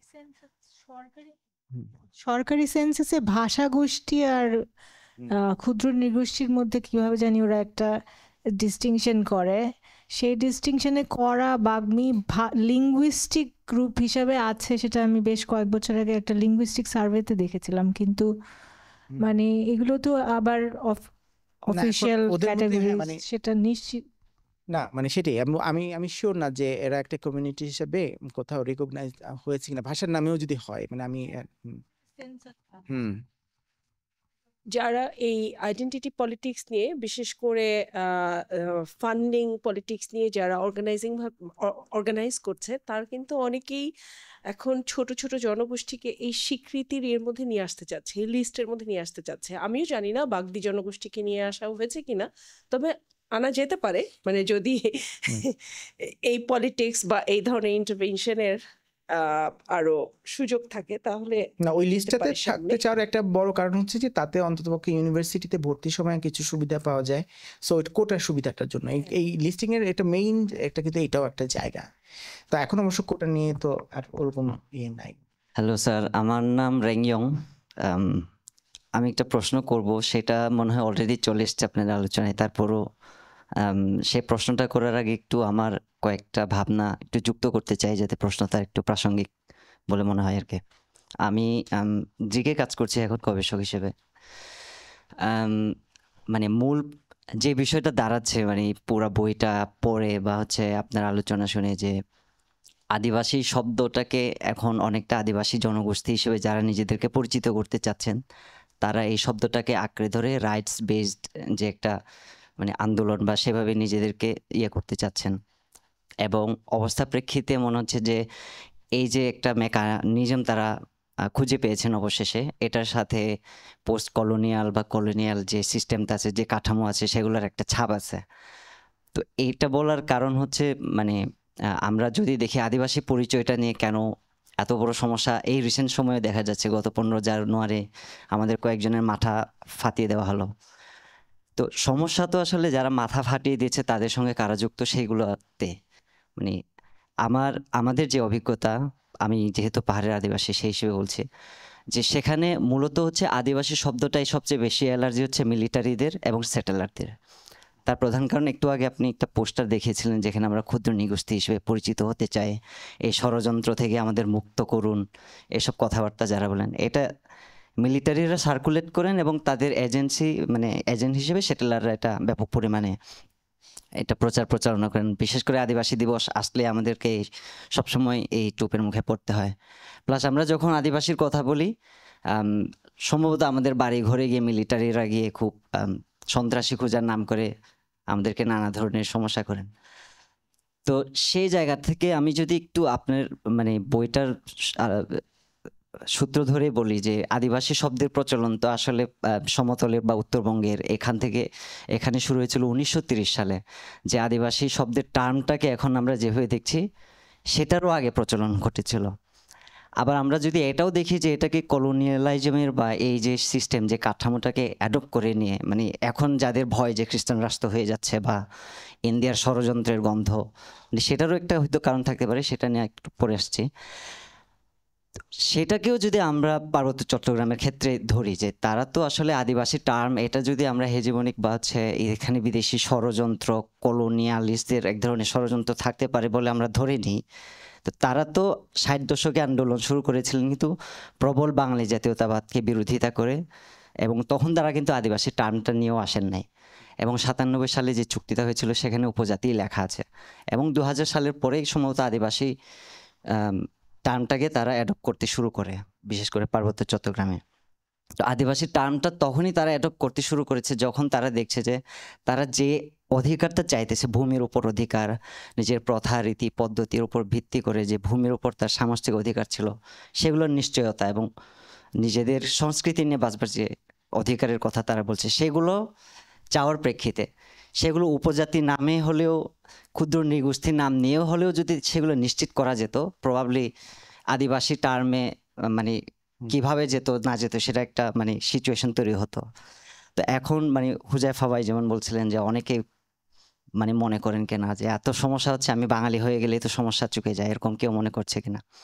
আমার মনে হয় সমস্যাটা এখানে বরং এখানেই যে আমরা বাঙালি হইতে চাই না বলে বাঙালিরা এত রেগে আছে আমাদের উপরে, বাঙালি হতে চাচ্ছে না, সংখ্যায় কম, এই ধৃষ্টতা যে আমরা বারবার দেখিয়ে যাচ্ছি, এটাতে মনে হয় খুব রাগ এবং হচ্ছে একটু প্যারা খায় আর কি। যেহেতু ওই যে কলোনিয়াল যে দীর্ঘদিনের শাসন কাঠামোর মধ্যে থেকে তারপর হঠাৎ করে মুক্তি পেয়ে নিজের প্রভু হওয়ার যে স্বাদ মানে উপভোগ করা শুরু করেছে, সেই উপভোগ করার যে মানে প্রক্রিয়া, সেই প্রক্রিয়ায় তো এটা একটা বাধা সেটার কারণেও। এবং মানে আমি যে কারণে এই কথাটা বলছি যে পার্বত্য চট্টগ্রামে মিলিটারি দিয়ে 50% ভরায় মানে রাখা হয়েছে জায়গাটা। আমরা যদি নিতান্ত ইন্ডিয়াকে ভয় পেতাম, আমরা যদি হচ্ছে পাশের দেশের দুষ্ট প্রতিবেশীদের যন্ত্রণায় মানে হচ্ছে আতঙ্কিত থাকতাম, আমাদের চেষ্টা থাকতো যে এই দেশের মানুষগুলোকে, পার্বত্য চট্টগ্রাম যারা বসবাস করছে, যারা নিজেদেরকে দেশের প্রাউড নাগরিক মনে করছে, তাদের সাথে আলোচনা করে তাদেরকে কিভাবে প্রিভেন্ট করা যায় সেই পদ্ধতিতে যাওয়া। তো এটা একটা আসলে অজুহাত যে ওরা মনে হয় দেশের বাইরে চলে যাচ্ছে, বাঙালিরা তাদেরকে কন্ট্রোল করতে পারছে না, এই কারণে তাদের আরেকটু মায়ের দিয়ে শাসন করে রাখতে হবে, এই প্রবণতা। তো এটা বলা মানে এখন আমার প্রশ্নে যদি আসি, মানে যে পুরা মেকানিজমে যে অ্যাডপ্ট করে আদিবাসী শব্দটাকে অ্যাডপ্ট করে নিন নিজের অধিকার প্রতিষ্ঠা করবার যে নতুন লড়াই করবার তরিকা আমরা খুঁজে পেয়েছি বা আদিবাসী সমাজরা খুঁজে পেয়েছে, সেটাকে এই কলোনিয়ালিজমের কাঠামোকে অ্যাডপ্ট করে নেওয়া বা এই স্ট্র্যাটেজিটাকে আরও অন্যভাবে বিশ্লেষণ করে বরং এই যে আদিবাসী হওয়ার ফলে যে তারা আলাদা হয়ে যাবে এই ভয়কে আমরা মানে জারি রাখি কিনা, বা এই প্রশ্নগুলোকে আমরা কিভাবে মোকাবেলা করব তাহলে। মানে যে প্রশ্নটা আমার মনে হয় যে সাইদি আপু শুরুতেই বলার চেষ্টা করছিলেন বা বলছিলেন, মানে আদিবাসী টার্মটাকে যদি আমরা অ্যাডপ্ট করে নিয়ে আমাদের অধিকার আদায় করবার যে জায়গাগুলোতে আমরা হাত দিই, তাতে বিপরীত প্রতিপক্ষরা যারা বলছেন যে আমাদেরকে প্রতিপক্ষরা যারা বলছে যে আদিবাসী হতে চাচ্ছে কারণ এদের মধ্যে বিদেশে মানে হচ্ছে ষড়যন্ত্র করবার এক ধরনের ইয়ে আছে, মানে এদের রক্তেই আছে এরা ষড়যন্ত্র করবে বাঙালির বিরুদ্ধে, এই ধরনের ধারণা নিয়ে যারা বসে আছে, তারা কি এই আদিবাসী টার্মের প্রতি যে আমাদের যে স্ট্র্যাটেজিক্যালি যে অ্যাডভান্সমেন্ট মানে আমরা যেটা চাচ্ছিলাম সেটা কি আমাদের বিরুদ্ধে যে বিচ্ছিন্নতাবাদীর ট্যাগ লাগিয়ে দেওয়ার সুযোগটা আরও বেশি তৈরি করে দেয় কিনা, মানে এই প্রশ্নকে আমরা কিভাবে মোকাবেলা করব এই ওভারঅল আলোচনার পর আর কি।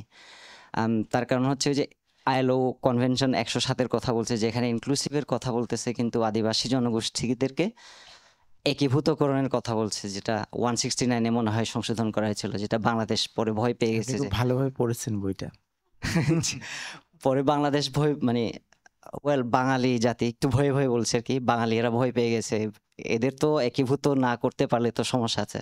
তো এগুলোকে স্যার আমরা কিভাবে আর কি মোকাবেলা করবো? আমার মনে হয় যে ইটস এ নাইস সামারি, আপনি খুব চমৎকার করে যে পড়েছেন সেটা বোঝা গেল যে আপনি সো এখানে একটা যেটা বলেছেন যে 1930-এর আদিবাসী শব্দটার ব্যবহার কিন্তু ছিল, তো সেটা ঝাড়খণ্ডে এই শব্দের ব্যবহার ছিল এবং সেটা হচ্ছে খ্রিস্টান মিশনারিরা তারা এই শব্দটা ব্যবহার করছে। সো ইট ইজ নাথিং, মানে এটা বোল ফ্রম দ্য ব্লু না।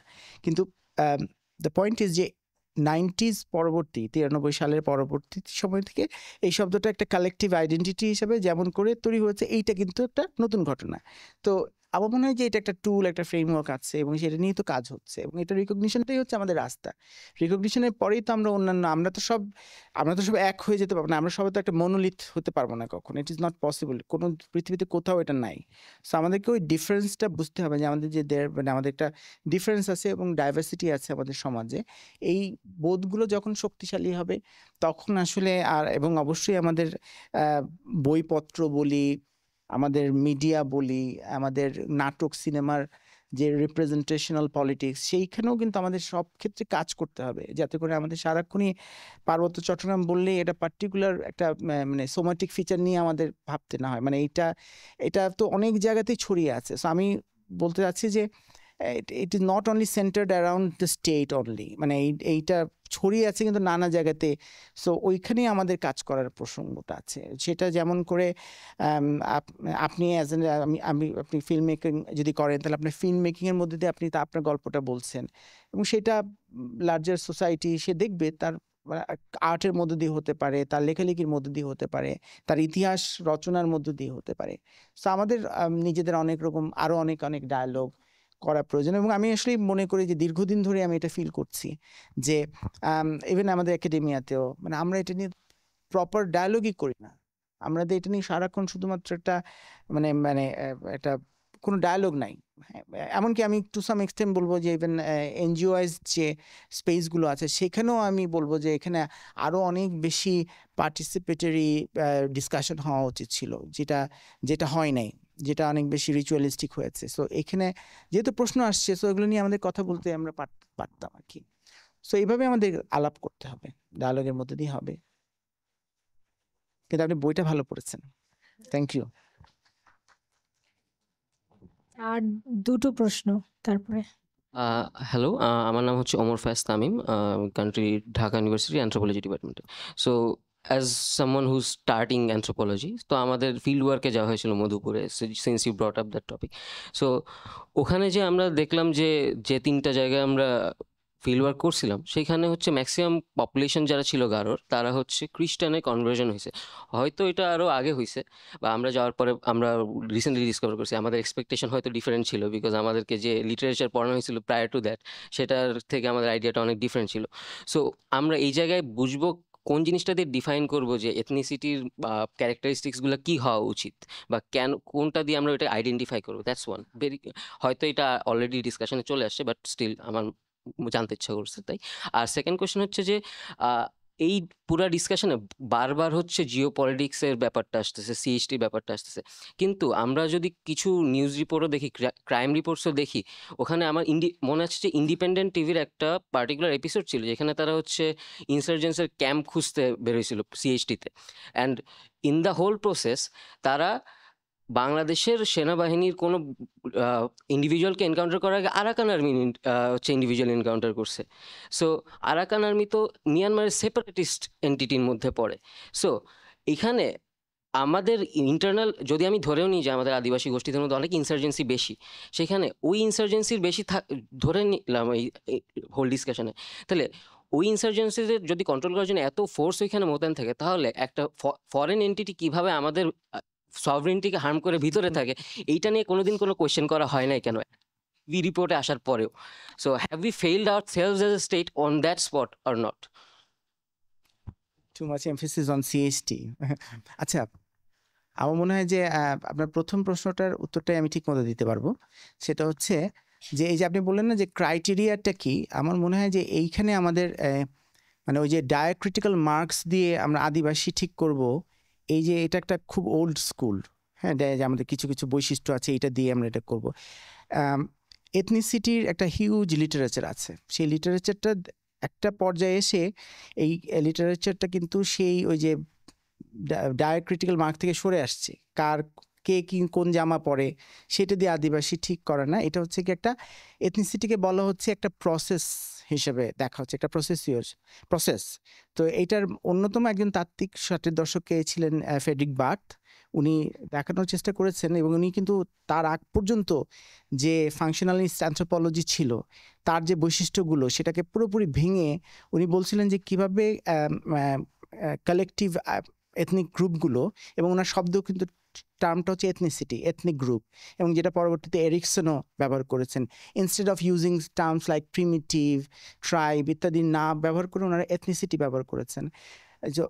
তাদের পয়েন্টটা ছিল যে it should be looked at as a process, এবং এই প্রসেসটা হচ্ছে একটা আইডেন্টিফিকেশনের একটা process. So and it can be use, it can be এটা লুকানোরও ব্যাপার থাকে কখনো কখনো। ইউ হ্যাভ টু কি বলে নিজের এথনিসিটিকে লুকাইতেও হয়, বিকজ অফ দ্যাট, মানে আমি না লুকালে আমি মার খাবো। সো তখন আমার হিন্দু বন্ধু যেমন, এটা এথনিসিটি প্রসঙ্গ না কিন্তু মাইনরিটি ক্ষেত্রে এটা বলে যে তার একটা মুসলমান নাম আছে, কেন লাগে, এটা একটা অন্য প্রসঙ্গ বললাম, কিন্তু এরকম সিমিলার জিনিস কিন্তু একটা ম্যানেজমেন্টের ব্যাপার থাকে।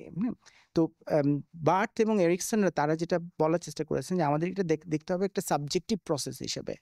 সো সেই জায়গাটা যদি আমরা চিন্তা করি, তো আপনার জন্য গুরুত্বপূর্ণ হচ্ছে যে আপনি have you met anyone who is a Christian Garo but things যে আমরা একটা কমিউনিটি এবং আমাদের একটা পরিচয় আছে এবং আমাদের এই আমাদের ফেস্টিভ্যালগুলো আছে যেটা সে ইভেন ক্রিশ্চিয়ানিটির কারণে হারায় যাচ্ছিল, কিন্তু আমরা এখন এটা রিক্লেম করছি। এরকম মানুষ আছে, কিন্তু আপনি যদি পেয়ে যান এরকম কাউকে, তাহলেই বুঝতে পারবেন যে সে একটা আইডেন্টিটি পলিটিক্সের সাথে যুক্ত হতে শুরু করেছে। So it is not that we have a set of criteria যেটা দিয়ে আমি মেপে বলতে পারবো যে ইনি হচ্ছেন সাচ্চা এবং উনি না, এরকম না, বরং ইট is a self identification process, যেটাই 169-এর একটা বড় জায়গা। সো এবং আমরা গত 3টা দশকে কিন্তু এটা দেখেছি। Initially it was not very much, এমন সবাই যে জানতো তাও না, এটা কিন্তু ছোট্ট ছিল, কিন্তু আস্তে আস্তে এই প্রক্রিয়াটা বড় হয়েছে। এবং সেখানে আমি আবার একটু রিপিট করছি যে একটা হিউজ পপুলেশন, সে কিন্তু এই মেজরিটি পপুলেশনের সাথে সে আইডেন্টিফাই করে না। সো তখন সে এই ধরনের ফ্রেমওয়ার্কগুলোকে ব্যবহার করে। আমাদের উচিত সেটা নিয়ে আরও বেশি বেশি আলোচনা করা এবং এগুলো নিয়ে অনেক গবেষণা করা। এথনোগ্রাফি আরও অনেক হতে পারতো, যেটা আমার মনে হয় যে ওরকম হয় নাই। হ্যালো, আমার নাম সাইরাত। অ্যাট দিস পয়েন্ট আমার মনে হয় এই প্রশ্নটা করাটা না উচিত, কারণ এটা খুবই মানে বাচ্চামো প্রশ্ন। And rather than a question, it's more about, I am more interested to hear what you think. Particularly about the present circumstances, সেটা শুরুতে খানিকটা অনেকটুকুই হয়ে গেছে জুলাইয়ের ঘটনার পর বা as it stands now, particularly at a climate where from the way I'm reading it, যেভাবে মানে পোস্ট চুক্তির পরবর্তী সময়ে যেভাবে সেই organizing has largely been divided into categories of either aligning with the state machinery, going through a more যেটা আপনি বলছেন যে ট্রান্সন্যাশনাল গভর্নমেন্টালিটি, যে রাইটস বেসড যে ডিসকোর্সটা, and as oppose to that the other যেটা যারা চুক্তি বিরোধিতা করেছিল তারা যেভাবে আমরা, এবং সাইদাগুলোর কিছুক্ষণ আগে বলছিল যে আমরা গত 16 বছরের পলিটিক্যাল প্যাম্পলেটস লিটারেচারও দেখেছি যে কত স্পষ্টভাবে সেখানে ওই ইন্টারসেকশনাল কনসেপচুয়ালাইজেশনটা ছিল, এবং সিএইচটির লড়াইকে তারা অভিন্ন করে দেখেনি বৃহত্তর বাংলাদেশি রাষ্ট্রের যেই স্বৈরাচারী ব্যবস্থার এগেনস্টে যে স্ট্রাগলটার সাথে। সো আগেন মানে এরকম একটা জগা খিচুড়ির জায়গা থেকে আমার প্রশ্নটা আসছে, দ্যাট ইজ মাই পজিশনালিটি। এবং যথারীতি বিচ্ছিন্নতাবাদ নিয়ে যেই ধরনের প্যারানয়া সেটা মোকাবেলা করে আসছি আমরা নানান সময় নানান ফোরামে, যদিও জিনিসটা আমার কাছে খুবই অ্যাবসার্ড মনে হয়, কারণ আমার মনে হয় যে এই if that is a paranoia to be dignified to begin with, then that would in many ways be antithetical to এই যে আমরা যে বাঙালি জাতিরাষ্ট্রে বসে আছি, এটার জেনেসিসকেও তো সেভাবে ক্যান্সেল করা যায় যে ইন্ডিয়ার ষড়যন্ত্র বা অমুক তমুক, বা এমনকি আমরা যদি বিচ্ছিন্নতাবাদ নিয়ে এতই প্যারানয়েড থাকি তাহলে তো আমরা গোপালগঞ্জ নিয়ে প্যারানয়েড থাকতে পারবো, এখন অ্যাপারেন্টলি গাজীপুর নিয়ে আমরা প্যারানয়েড হতে পারবো। এটা সিলেক্টিভ প্যারানয়া একদমই। এবং সেই জায়গায় ফাইনালি কামিং টু ওই যে সিলসিলা যেটা বলছিলাম, যে একটা হচ্ছে যে একটা রাইটস বেসড ডিসকোর্সের সাথে aligning with the Adivasi broader Adivasi discourse, and as opposed to that struggling through more official channels of recognition. সেই জায়গায় I am dropping in, if I borrow from Alpa Shah's The Dark Side of Indigeneity, and I see your smirk, but she was my external. That's brilliant. And ও যে কথাটা বলছে যে নানান ধরনের সমস্যা, কিন্তু ও বলছে সেটা যেভাবে ফার্দার মার্জিনালাইজ করে তার মধ্যে অসততাও আছে, বা একই সাথে we are also recognising the likes of Spivak, strategic এসেনশিয়ালিজমের কথা বলছে, দীপেশ বলছে পলিটিক্স আনলিমিটেডের কথা, এবং after all it is a useful rhetorical device. So at such a time, এই পরিস্থিতিতে, এবং also if I take from your chapter on Wangala and performativity, how do you assess the situation at hand? Rather than a question, I would want to hear your thoughts on where we're headed and how can we head there better. Thank you. দিন শেষে সবচেয়ে কঠিন প্রশ্নটা, আমি ভেবেছিলাম আলোচনা শেষ।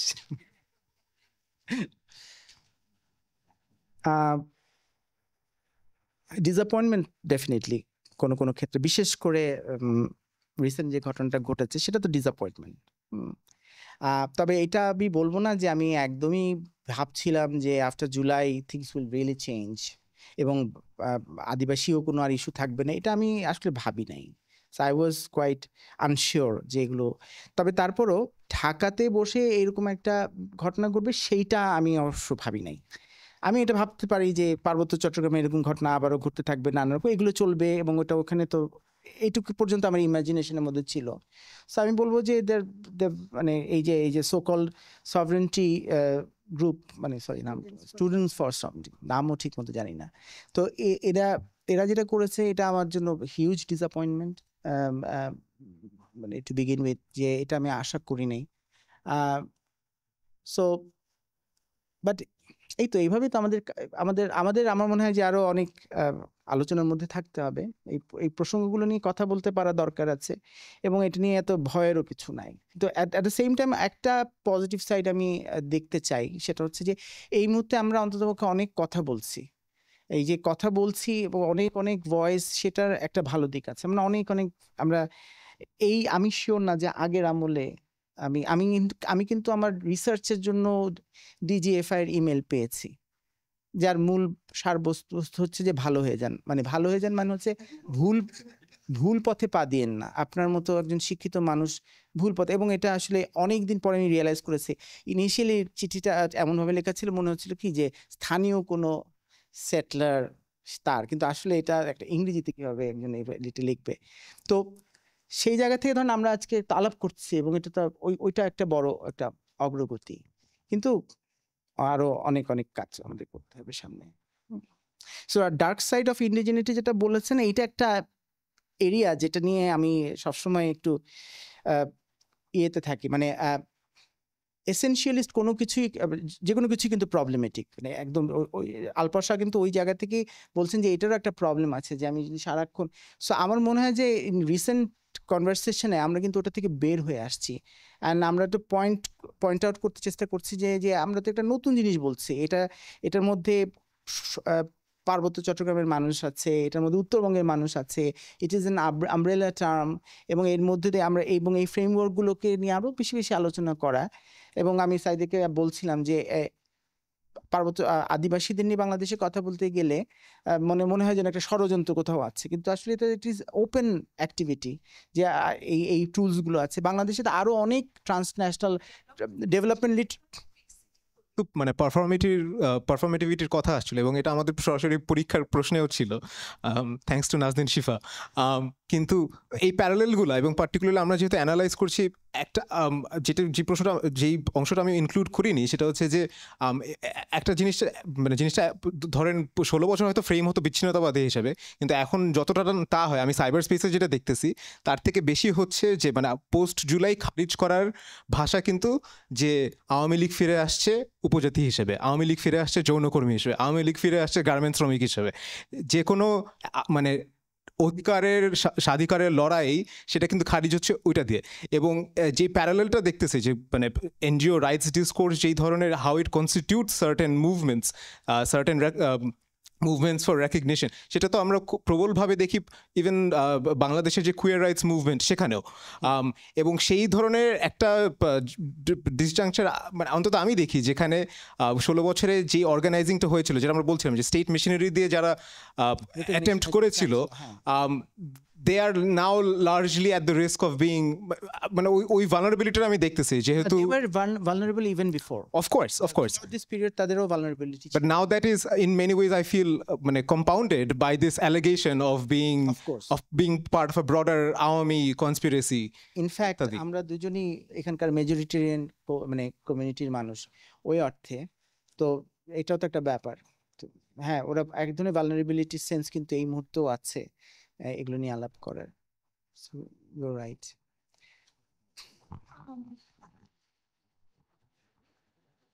আমার মনে হয় আমরা শেষ করি। আমি রেং যে ভয়ের কথা বললো তার উল্টো দিকের একটা ভয়ের কথা বলে শেষ করতে চাই।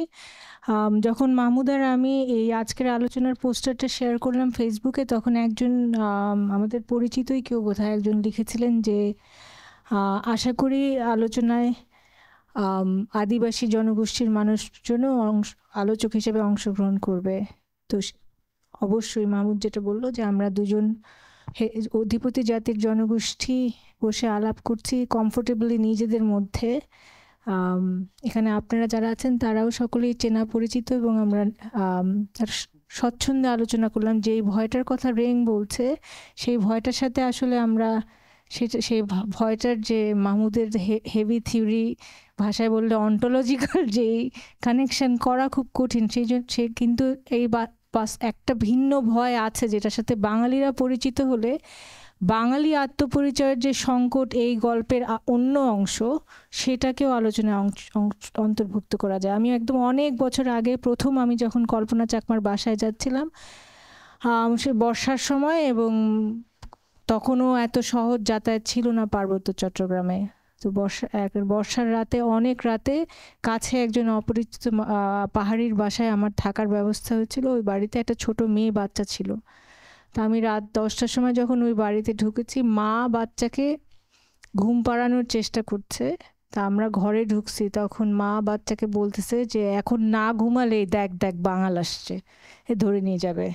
তা আমি সবসময় মনে করি যে বাঙালি হিসাবে আমাদের মনে রাখা দরকার, বুদ্ধিবৃত্তিক চর্চায় বলি বা এই যে ফোরামে আমরা আলোচনা করছি, রাষ্ট্রকে চেনার চেষ্টা করছি, নিজেদেরকেও এই স্ক্যানারের মধ্যে রাখাটা, যে আমাদেরকে যে মানুষ ভয় পায় সেই ইতিহাস এবং সেই ভয়ের ভার আমাদের বহন করতে পারা দরকার। এই অস্বস্তি নিয়েই আমরা যে দুজন অধিপতি জনগোষ্ঠীর বাঙালি জনগোষ্ঠীর মানুষ, সেই অস্বস্তি নিয়েই আমরা আজকে বসছিলাম আলাপ করতে। আলাপটা চলুক, আমরা বাইরে নাস্তা আছে। মাহমুদ, অনেক অনেক অনেক ধন্যবাদ। আলোচনা চলবে, আর আমাদের সবার তরফ থেকে, এখানে উপস্থিত সবার তরফ থেকে একটা